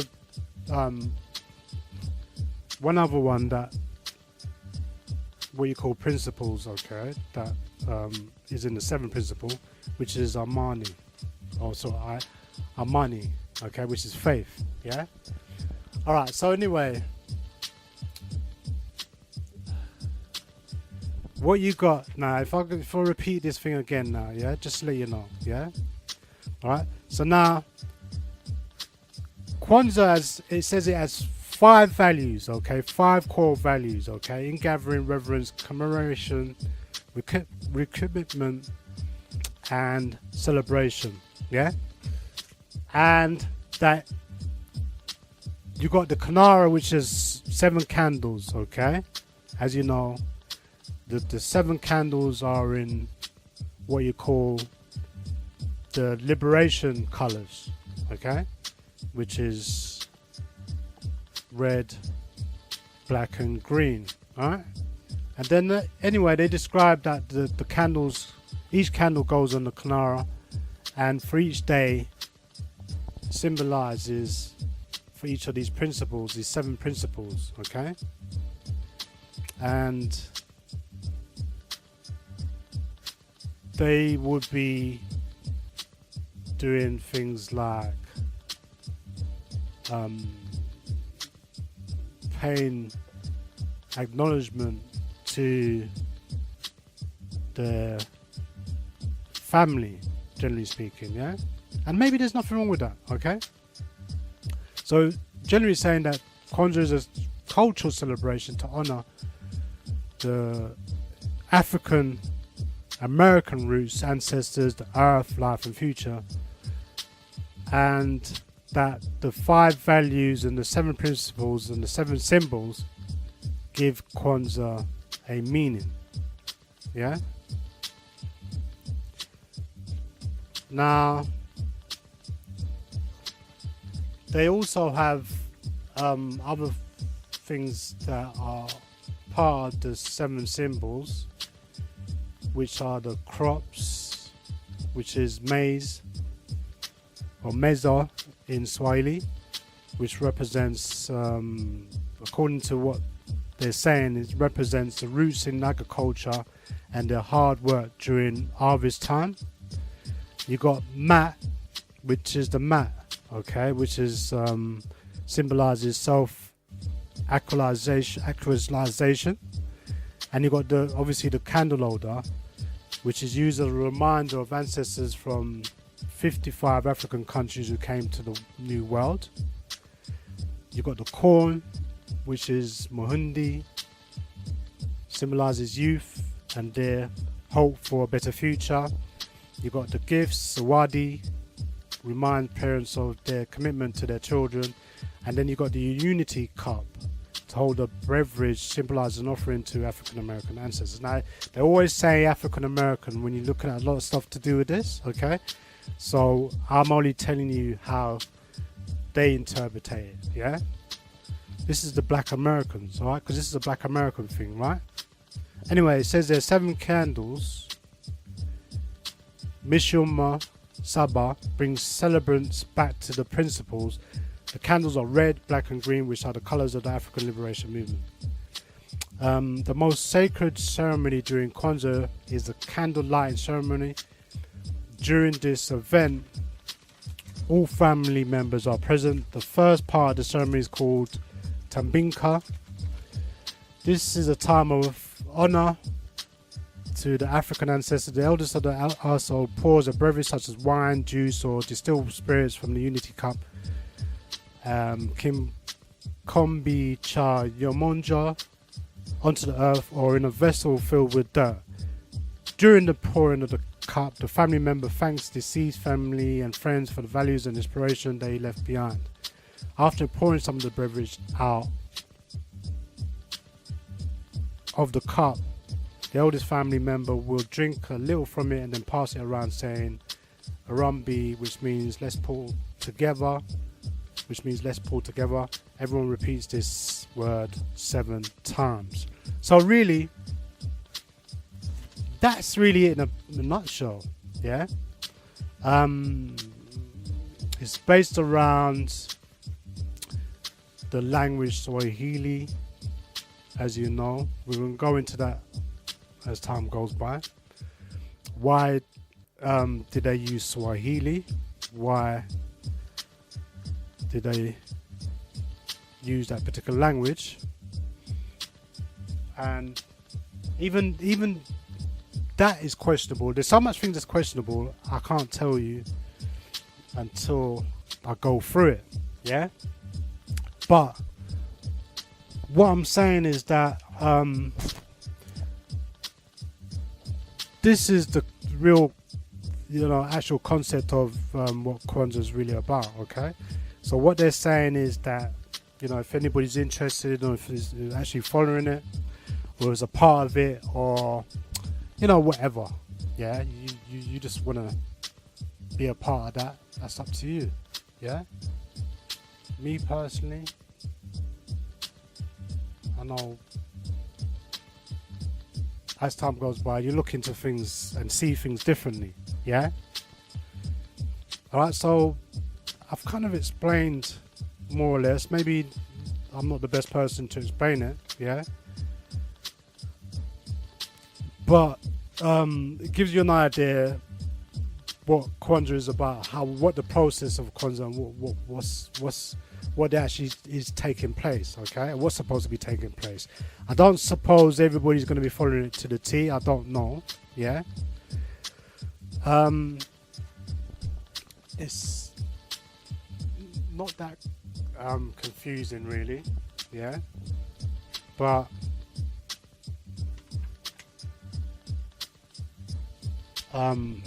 generally speaking, that's what Kwanzaa is about. Now, I've got a lot of things to question about it, yeah? A lot of things, right? And, the questions that we may have to ask is, not to say like critiquing Kwanzaa. I'm just talking about it. Yeah.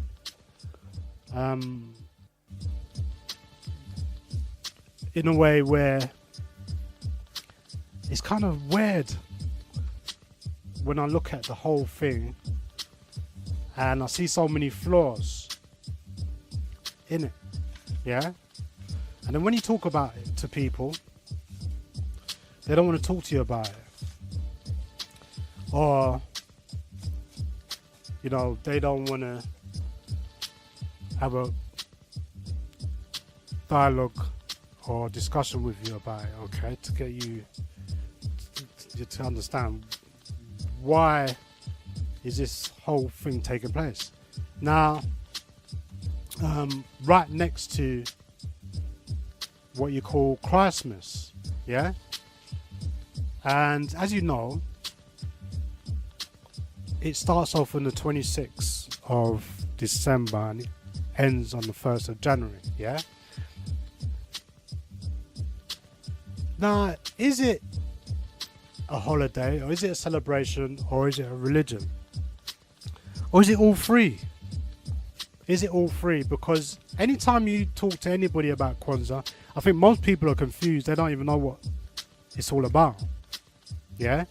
Or they have an understanding about it, but they don't understand the process of what Kwanzaa is all about. Yeah? Now I've just given it to you, basically, yeah?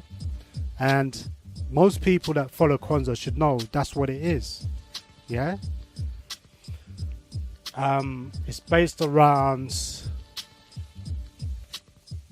the days and holding reverence during those days, yeah? Between the 26th and the 1st.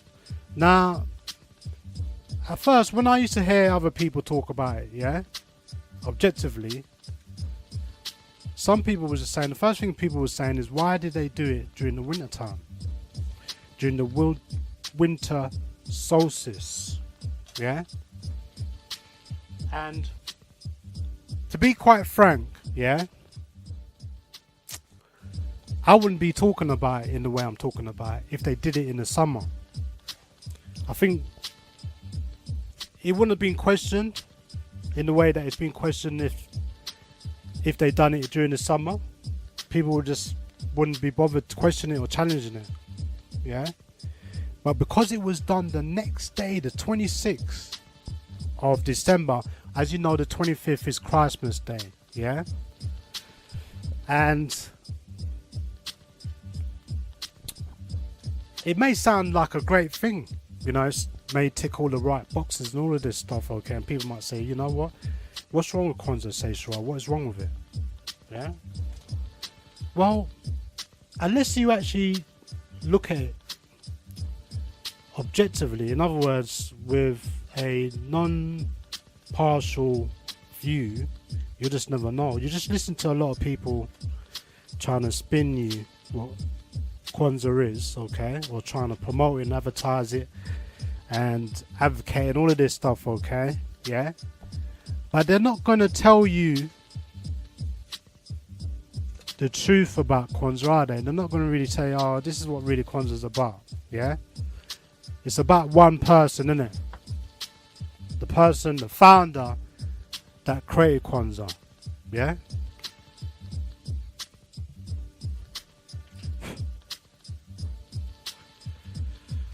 And, alright, maybe the founder has done a lot of good stuff and he's achieved something and he's done, in some people's eyes, some great stuff, yeah? And, you know, people should congratulate him or award him or big him up and praise him and all of this stuff, okay? And I'm sure some people are actually doing it, yeah? But then you have to ask the question,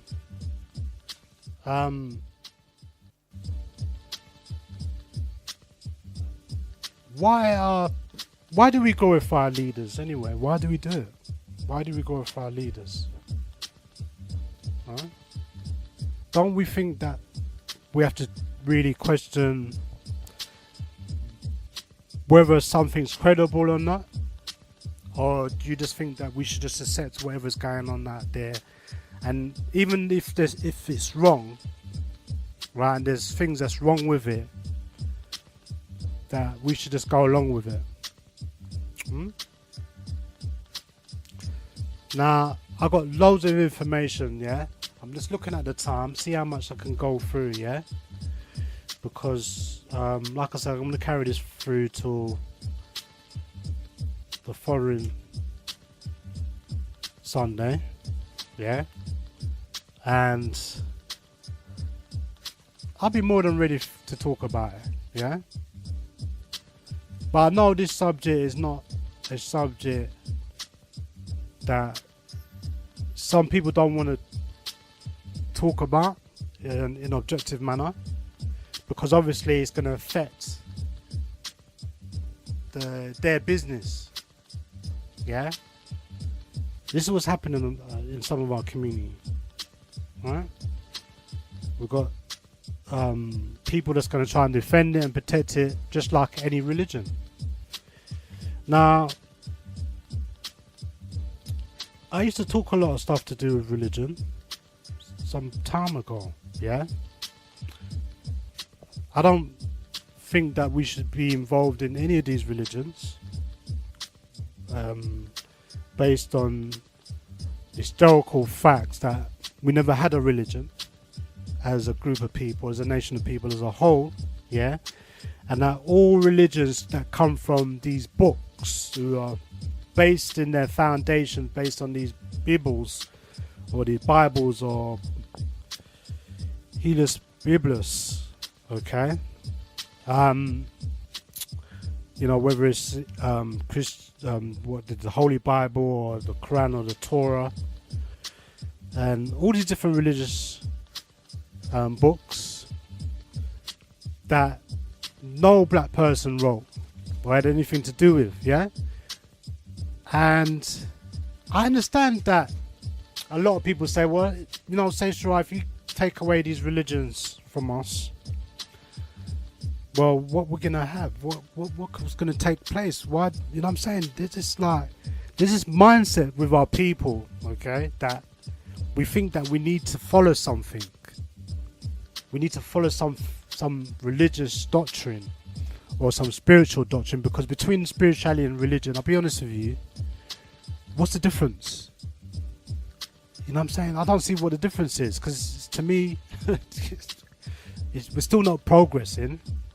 You know what I'm saying? You could have all the spirituality in the world and all the religion in the world, right? Yeah, but it's not practical enough, is it, to get us to where we need to get to? So that's fine. I'm down with spirituality. You know what I'm saying? I'm up with that. Yeah? But a lot of people use spirituality, use religion, like it's the only tool in the world that we need to use. And that's the life force energy for us to propel ourselves going forward. Yeah? But it's never going to be one thing, is it? It's never ever going to be one thing that's going to push us forward, just going to drive us forward. It's going to be a combination of things. Okay? And these things have to be real. They have to be solid foundations. They can't be made up things, yeah? That are not authentic. That's not real. Yeah? The problem that a lot of us got with this whole thing, yeah, is that it's heavily tainted because of somebody's reputation. There's no doubt about that. Yeah? And that's never been resolved, unfortunately. Yeah? So we've got two issues here, and we're going to go through it, yeah? Because I made a long list of stuff, okay, that's wrong with Kwanzaa. A long list of stuff, that's the things that's wrong with Kwanzaa, yeah? And why I feel like, once again, people are using this kind of pseudo concept, this false fake concept, okay, as a decoy to deviate us from us progressing and developing and evolving, because there isn't no involvement from the things, some of the things that we're doing. We haven't evolved in the way that we need to. Yeah? And why is that? Because we're so busy celebrating. We spend a lot of time celebrating. Yeah, we're celebrating dead people. Yeah? We spend a lot of time worshipping dead people, celebrating dead people, you know, spending a lot of time investing in dead people. And maybe there's nothing wrong with that, some people might say, yeah? But I think there is something wrong with that. Because how long can we keep that stuff up? And where's the progress in that? Because you've got a lot of people that's exploiting off our people, you know, and it's like, you know, people just continue to exploit our own people. It's our own people that's, you see, the thing is, yeah, we can talk about every other group, every group of people outside our group, and say that they done this and they done that, and we know they're doing things against our people. We know they're institutionally racist. We know that they look at us as inferior, and that you know, we'll just be deemed, labelled as slaves for the entire rest of our lives, and you know what I'm saying, generally just looking at us in a bad light, yeah? And you know, we get a lot of that, yeah? And we're going to continue to get a lot of that because we're not strong, are we, as a group of people, are we? Yeah, and it's not surprising because a lot of the leaders that we got have come from a place of weakness, and they come into our communities and they weaken our community. And not only do they weaken our community, but they tend to do a lot of things and get away with things that are wrong. Yeah, and like I said, you've heard this a lot of times now about this whole thing around accountability. There is no accountability, none. Yeah, so no one can't come to me and tell me anything about anything because I haven't done anything. Yeah, the only thing I'm doing is just addressing this whole situation, trying to get our people to align themselves into true righteousness. Yeah, not to follow these false idols. Yeah, these false leaders with their false ideologies. All right. So I'm not here to lambast Maulana Karenga or Kwanzaa. I'm not here to lambast that, yeah? But, you know, you have to know that to be a good example, okay? And to set a good example, all right? Yeah? So that the younger generation know, yeah? That's the kind of character we don't want to be, yeah? We've got to be able to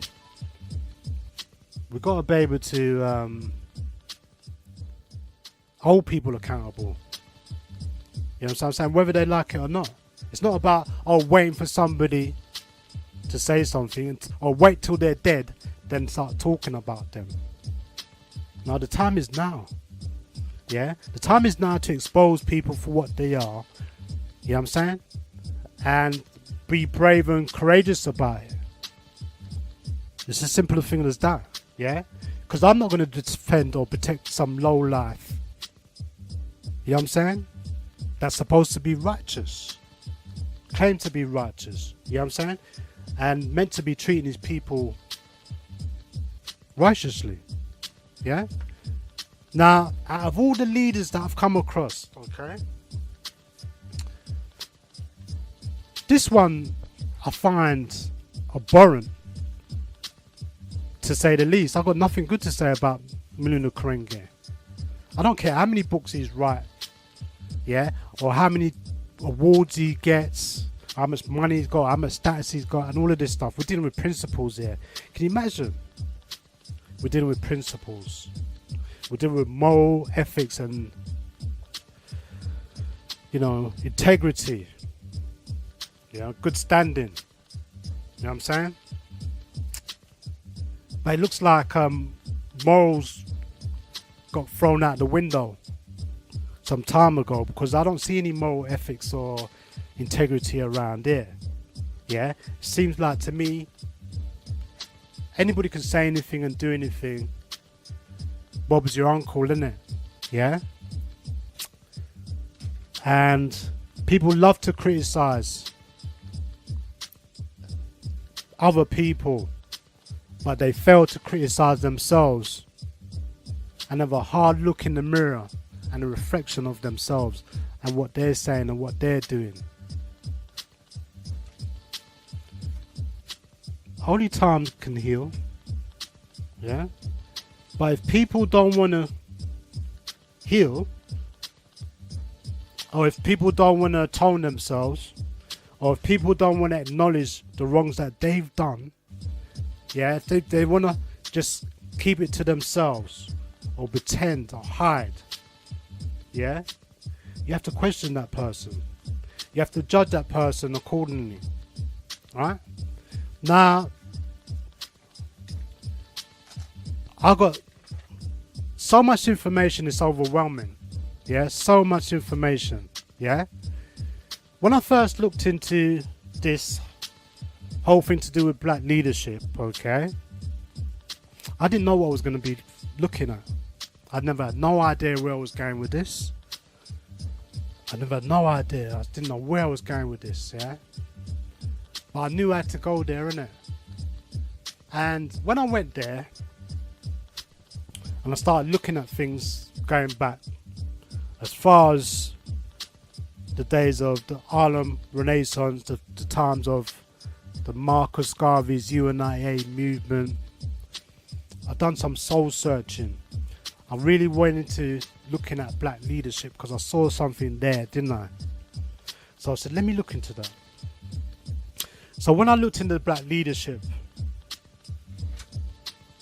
and I saw what was happening to the black leadership from that time of the days of Marcus Garvey and the UNIA movement till the present time now, there's a pattern.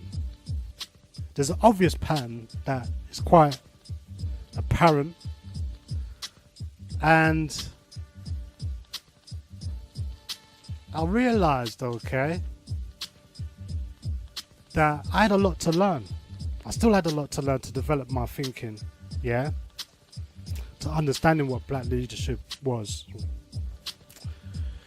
But it's only when I started to learn about black Masons, black secret societies, the talented 10th, these fraternities, COINTELPRO, or the COINTEL program, which is the COINTELligence, COINTEL intelligence program,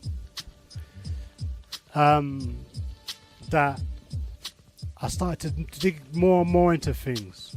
Now I really tried to get some information classified, or I'll try to get declassified or unclassified information on all of these organizations. And I really was digging, man, but I couldn't find anything. I couldn't find any information on all these organizations. But I found some information on the US organization, which was classified, very difficult to get. It's about 30, I don't know, it's about 30 odd pages maybe, I don't know. Yeah, maybe, I think it was, give or take 34 pages, I reckon, yeah? But there's a few diagrams in them and everything, yeah? So look, I looked at this, right, because I went through all the organizations, I was studying all of that stuff, innit, yeah? But when I come across this document from the FBI, and I looked at it, yeah, it says here, look, release date, the 24th of April 2008. Now, mind you, just going back to a time when I was looking at some of this information, I came across some information to do with the COINTELPRO and how that information came about by some Europeans breaking into the FBI's, one of the FBI's offices, and stealing some of their documentations, which were classified. Anyway, the people that stole it, they went underground, and the information that they had, nobody wanted to, no newspaper would touch it, literally, yeah? And eventually they managed to get one newspaper business to do it, yeah, to actually to look at some of the stuff that they had, yeah. So there was a lot of stuff going on this is like looking at what's going on in the United States of America. I don't want to detract from the fact that we're here and that there is a strong connection with the what you call the United Kingdom and the United States. That United States is another colony of the United Kingdom. Yeah, it's just another colony. Okay, and they got a brother-sister relationship, right? In terms of how black people situate themselves here and how they relate here, like I was saying again, yeah, like how we got here, we could have ended up in America, okay? But like I said, they closed the borders there, where a lot of people was migrating from the Caribbean and Africa. There was an influx of migration into the United States of America. They shut the borders off there, and people said, you know what, we come over to Europe, right, and help to build up Europe. So a lot of that stuff was going on. Yeah, this is just after the Depression. Yeah, where there's the banking system that collapsed and all of this stuff, right? You had with these various different organizations that were being spied on. Yeah, that's what that whole thing to do with the COINTEL intelligence program, yeah, was that it was designed to spy on black organizations, yeah, and that they had a code of dealing with black leaders, as you know, and black leaders were targeted, yeah. But then, like I said, when I was looking for this information, going back to what I was talking about, doing some soul searching into understanding black leaderships, yeah, the only thing I could find was this: Maulana Karenga, us organization. Now, what does the us mean? Yeah, some people say it's the United States. Some people say it means anywhere we are, us is there. Yeah, that's what one of their mottos. Yeah. Now, like I said, this is a document. It says there, Federal Bureau of Investigation, United States Department of Justice, John Edgar Hoover, Director. Yeah. And this is what it says there.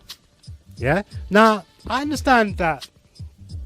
Just before I say anything more, yeah, there's a lot of propaganda, and that there was a lot of what you call poison pen pushing, poison pen letters between different organisations. They're finding ways to, what they call disrupt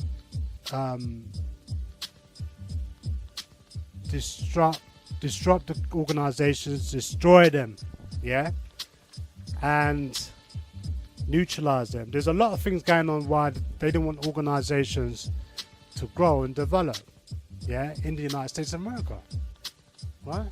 That's what the COINTEL program was all about. And I feel that was a secret program that was going on probably before Marcus Garvey came along. Yeah, it just so happens that when Marcus Garvey came along, they had to find a way to infiltrate him and his organisation, because they see that he was getting out of control, probably. That they thought, let's do something about that. Yeah, but I tried to find all the other organisations' information, but the only thing I could find was Maulana Karenga, and this is what they were saying. It says, Ron Karenga is a dangerous man, not because he has a large following, he does not, nor are his borrowed ideas, nor his promises, nor the fanaticism he preaches so powerful that substantial members of intelligent American Negroes will be swept up by their force. Ron Karenga is dangerous because he is a vocal part of a larger conspiracy striving through the deception of a fraternity of blackness to divide this house against itself. He and the comparatively small number of Negroes who selfishly join him in the hope of a violent revolution to effect Negro autonomy are not interested in the allegiance of injustices or the correction of existing wrongs.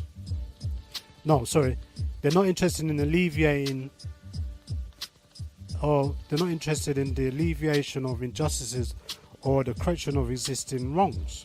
They are interested only in a lawless blood feud to pacify their lust for vengeance and power. Now, I just want to say that this document goes into the minds of the heart of the whole of the US organization, and it goes into the mind of Maulana Karenga. Yeah.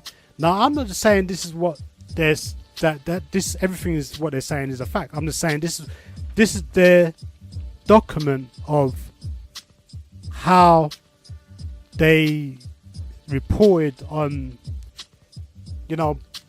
building up a data or dossier on the people that they're spying on, or they claim to be spying on. Yeah. Because I think there's much more to it than this. I think it's a lot more sinister what the US organization represents and Maulana Karenga. Yeah. But as time goes by, you'll see what I'm talking about. Yeah. But it seems like a coincidence that I got this information, but I couldn't get anything on Marcus Garvey that was declassified or unclassified. I couldn't get nothing on Elijah Muhammad and the Nation of Islam. I couldn't get nothing on Malcolm X. I couldn't get nothing on Martin Luther King. And a whole range of different leaders out there. I couldn't get no information, but for some reason, why is this information there? I don't know. Yeah? But it looked like it was just like they made this organization up. Or somebody was a scriptwriter, a person who was, good at writing scripts probably, creating a narrative around creating an organization just to cause problem in the black community. Now, there are black organizations that exist today, even today, yeah, that claim to be black organizations but are run by white people, or they're being supported by white people, or supported by investors, philanthropists. Because one of the things is that a lot of things that goes on is that, which is to do with the corruption, yeah, going back to that, yeah, is that you'll have financial investors, okay, that invest in all different manners of things that you cannot even imagine, right? And one of them is setting up black organizations. And you have to really question some of the organizations out there. Are they working in the best interests of the black African global community, or are they only interested in themselves? But anyway, let me just go through this and let you just give you a little idea what I'm talking about. Yeah, this is what they had done. This is not what I'm saying. This is what they're saying. Yeah.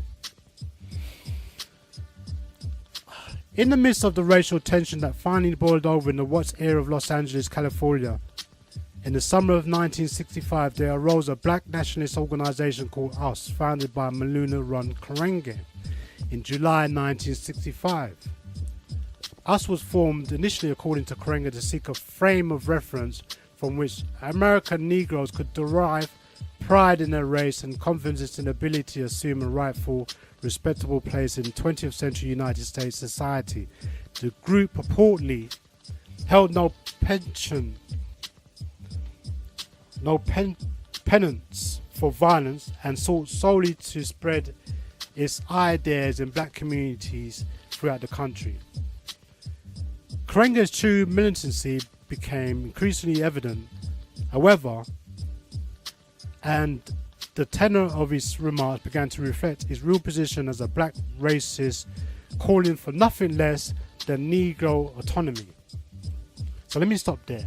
So basically, when you look at this document, you're looking through the eyes of how the FBI are looking at this individual and us organization. And you know, this is just one perspective of on one group, one organization, or one individual.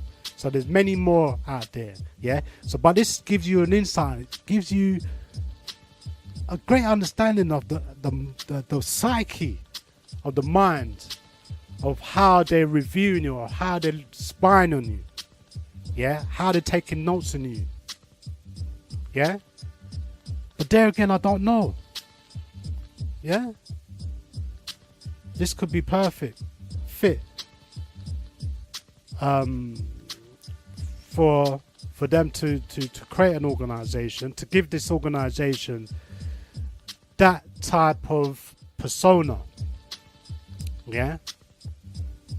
Make them what they are not, yeah. Maybe they're not the, you know, what it says here. Maybe they're not like that, yeah. But I'm just telling you, this is what they say, yeah. You have to make your own mind and work things out for yourself, and you'll see there's a pattern, right? But let's say, for instance, let's say that everything that they're saying, most of it is correct. Let's say most of it is correct. Let's say that we go along that, you know, what they're putting down here is, as far as they're concerned, evidence of how they see things, and how they're reporting on things, yeah. So I'm just going to jump to this, yeah, before I jump into anything else. Just get people understanding, yeah, how the FBI looks on things, yeah, and how they actually operate, yeah. And you can find a lot of stuff to do with this, okay? It's all over there, yeah?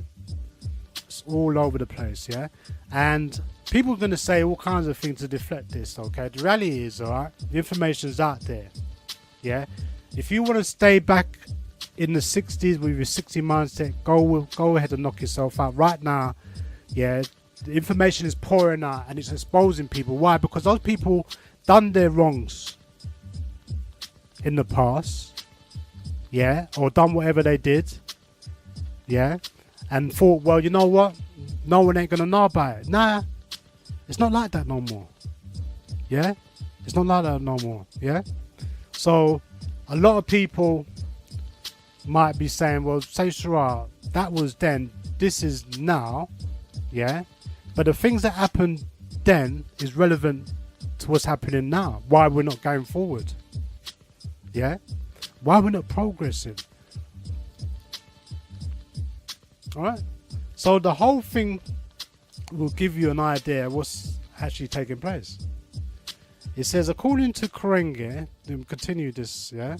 It says that, no, quote unquote, power yields only to power. So this gives you an idea of the mind of what they're saying that Karenga is actually saying. It's going into the mind of Karenga, yeah, and what he's about, yeah.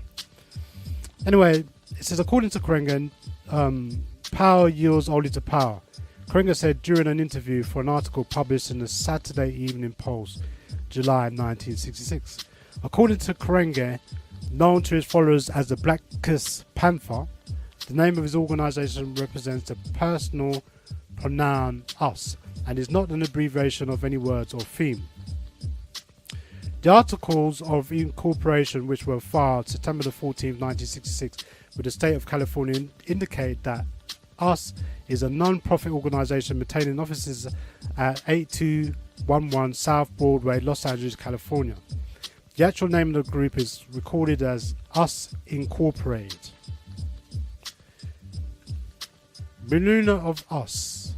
Maulana Swahili for master teacher, Ron Karenga Swahili for continuation of culture, known more frequently as Ron Karenga. Now, if I remembered, Maulana, the word Maulana, not Maulana, Maulana, it's another word for God, isn't it? Yeah? But anyway, it says, known more frequently as Ron Karenga, is the founder, chairman, and undisputed leader of Us, the youngest in a family of 14. He was born July the 14th, 1941 at Parsonsburg, Maryland, to a family named Everett. His parents' name is Ronnie McKinley, but he later used the name Ronald McKinley. He graduated from William Penn High School in York, Pennsylvania in 1958. From 1959 through the spring semester of 1961, he attended Los Angeles City College. In 1962, entered the University of California at Los Angeles as a political science major.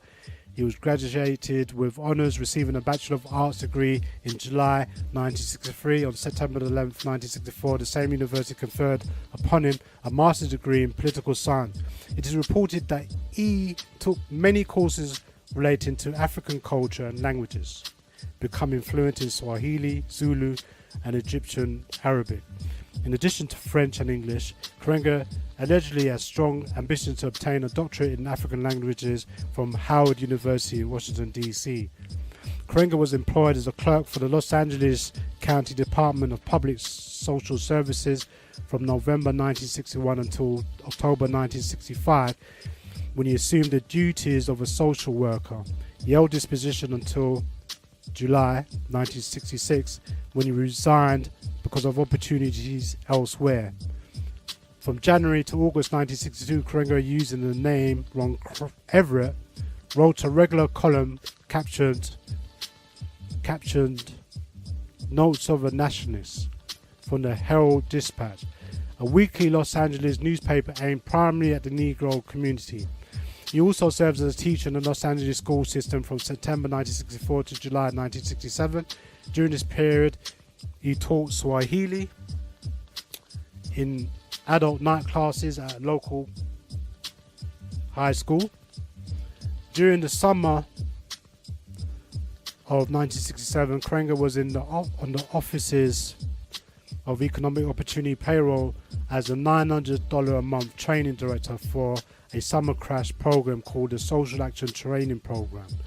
This program, sponsored by the Southern California Council of Churches, was a 10-week project to introduce 10 young adult trainees to community organizations.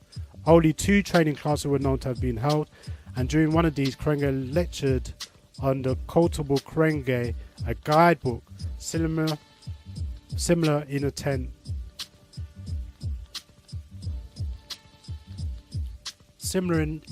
intent to the infamous quotations from Chairman Mao from China, Mao Zedong, put together by one of his followers, so that Karenga might have been given the reverence and respect due him before the devil takes his life. The program was suspended August the 16th, 1967 for failure to meet grant conditions. Using the name Ron Everett, Karenga also served as the board of directors of South Central Los Angeles Youth Training and Employment Projects. Prior to founding Us, Karenga played active roles in various black nationalist organizations. In 1964, he was a top official of the Afro-American Association in Los Angeles.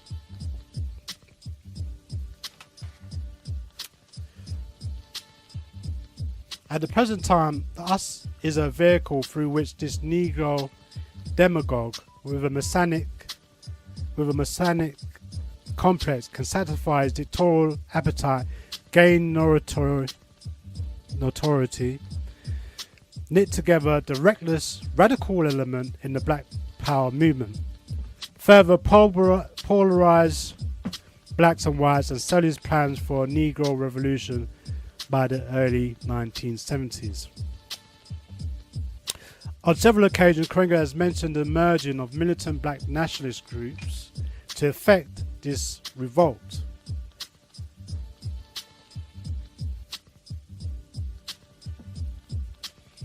In addition,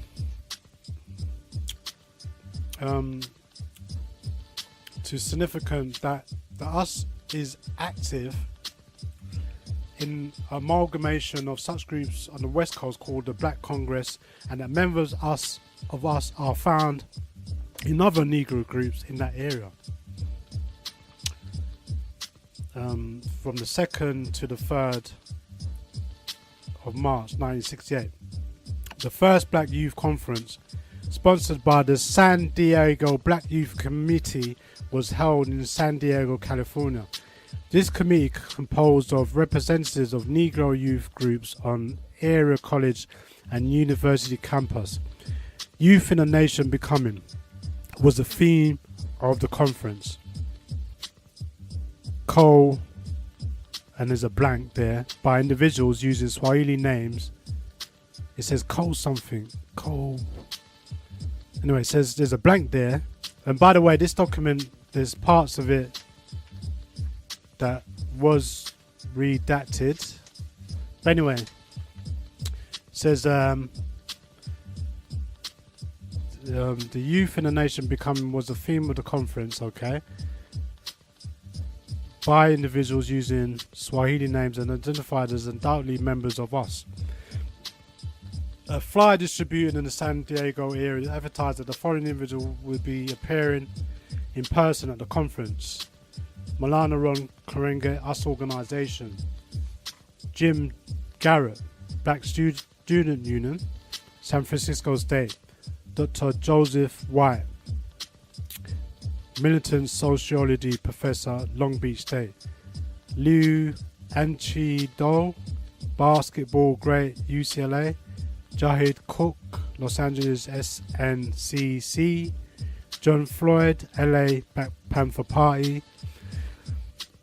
Karenga's professed objective is to unify the Negroes culturally through a fabricated frame of reference which entails the complete rejection of the white man's society and fraternally through a simple oneness of color.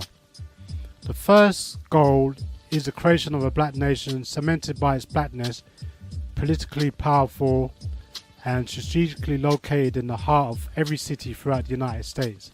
The purpose of a nationalist should be to build and make the black nation eternal, claims Karenga. The ultimate undeniable aim is a complete takeover of the United States by the black nation and the obtaining of black power through a black society. Alright, so let me just stop there, yeah? Because I think that's too much information. Now, I'm just giving you a little insight. I mean, I could go on and on and on, yeah? But I'm not, because I'm going to wrap up now, yeah? But I've just started to touch the surface on this, yeah? I've not even gone into this, yeah? Come this time next place, we'll be here in Genesis, yeah, okay? Time next week, we'll be here, yeah? Talking about this, right? And I'll be well in my elements. Hopefully the phone now will be up and running, okay? And people can challenge and question and take what they can from it and all of this stuff, okay? I haven't even finished, I've just started, yeah? But the reason why I'm reading this information, okay, because no one's probably heard this before, I don't know if I can read all of this, because it's probably going to be pretty boring, yeah? But I want you to get the gist of it. Now, the gist of it is this, yeah? Is I'm just getting you to understand how they would have looked at Maulana Karenga as an individual and his US organization, right? And you may have took some notes and recognized, okay? Yeah, whether you want to accept this or not, right? Any black organization would have been deemed by the FBI and other agencies, okay, and you know in America they got at least 15 different secret agencies out there, yeah. We know about the CIA, we know about the FBI and all these different others, yeah. But what I'm saying is that in the eyes of how they view organizations, especially with this whole thing to do with Edgar Hoover's COINTELPRO program, yeah, every organization would have been deemed and considered a threat. Or if you look at how they're describing this organization, very, very subsurface, yeah. In other words, okay, not only this organization is very subversive, right? It is showing that it's militant, and they're saying that, you know, I mean, it's a strong statement, yeah. That and you know, I'm not taking away from that some people may have been thinking like this. Alright, to build a black nation in America. And to take over the United States. Now it sounds laughable now, innit? I know people would be laughing, what Sayshara are you talking about? Black people taking over the United States. Yeah? But during the Black Power movement, yeah, there were some organizations that some people might consider that they're nationalists, right? Wherever that is in America, and that they may, you know, they may have had ideas to want to overtake the government, to overrun the government, and that sounds really far-fetched. That is the spook who sat by the door story, yeah. But you know, is that far-fetched? You know, I don't think that's too far-fetched, right? Because in the Black Power movement, very strong Black Power movement, yeah. You know, people was talking about revolution, you know, radicalism, and you know, you got to understand the language at the time with the way people was being oppressed, yeah. So it's just to give you an idea of what this whole thing to do with black leadership is, how it's viewed, right, from the FBI, for example, yeah. And it says here that it says here, Karenga tries to sell his organization as an ideal something that has never been tried before. His ideal something is but a reiteration of the current grievances and retaliatory threats being parroted by malcontented black nationalists in every section of this country. As one example, a close comparison of us and Elijah Muhammad's Nation of Islam, a black nationalist organization headquartered in Chicago, Illinois, shows startling similarities, although there is no evidence of any working alliance between the two groups. Karenga has indicated in the past that he is sympathetic towards an understanding of Muhammad and his organization. In 1962, while a columnist columnist, it sounds like communist, isn't it? But it's not, it's a columnist, okay, writing for the communist, for the Herald Dispatch in Los Angeles. Karenga, writing about Muhammad, stated, "I find no fault in him, and to condemn him for the truth he teaches is like breaking a mirror which reminds you of your ugliness." Further, for defending the Muslim, Karenga claimed in his book, The Quotable Karenga, that it was necessary and revolutionary for the Muslims to come saying the white man is the devil because the Negro thought he was God. Both the nationalism and us have self-established reigning costume demigods in absolute control. As evidence of their contempt for white value, except money, these men preach mongrelized versions of alien belief. They and their followers discard their names as slave names and take names derived from their adopted cultures. Both of the groups appeal directly to the emotions of their members, use costumes and symbols, emphasize blackness, use cordons of trained armed guards to protect the guiding head, set up their own education systems for the membership, advocate reliance on cooperative enterprises for the closed Negro society, which I anticipate, insist on male supremacy and consign the woman to the home, discard disparage Christianity and speak liberally of bloodshed and racial violence. Numerology, which was at one time a part of the Nation of Islam doctrine, is presently evident in the ideas expounded by Karenga. The Nation of Islam, of course, an older and larger organization, has a more structured foundation, and at the present time the us is represented and propagandized mainly by Karenga.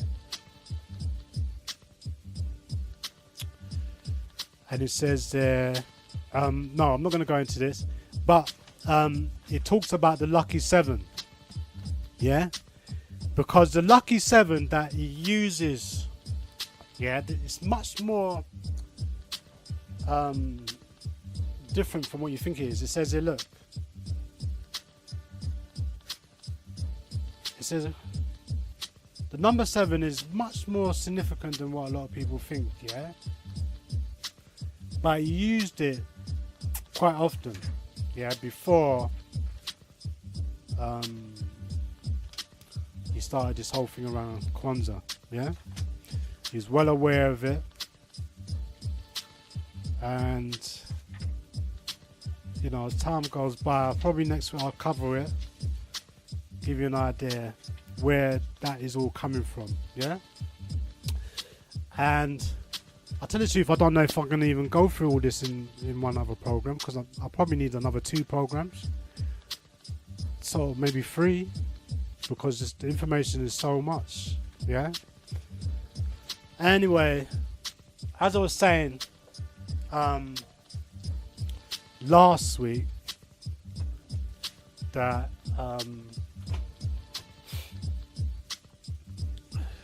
it's going to take a bit of time for us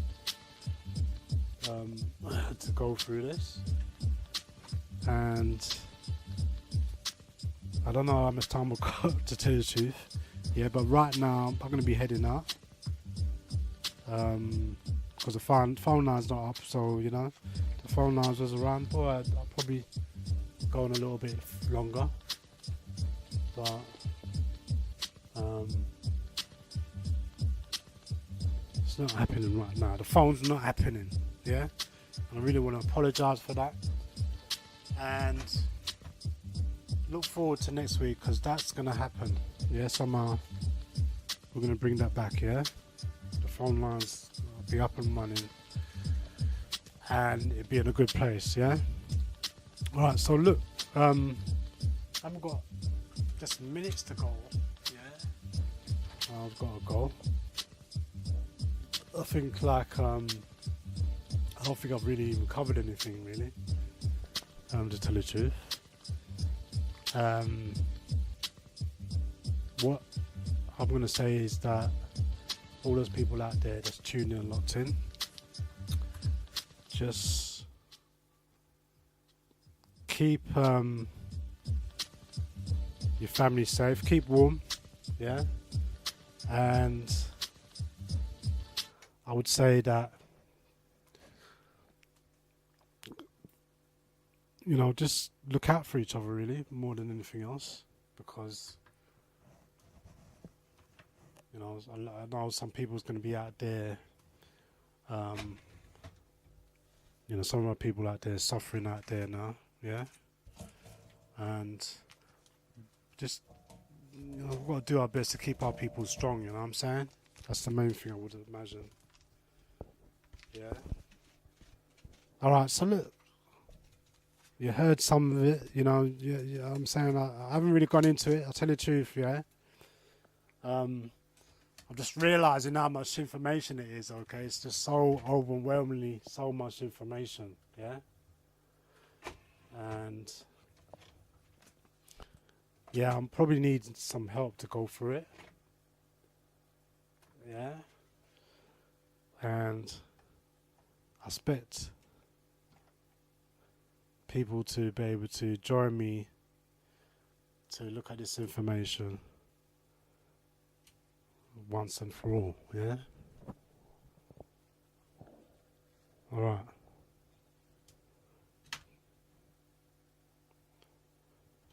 Alright, so look, I'm going to be heading out. I want to say thanks for your time and your energy, and look forward to hearing you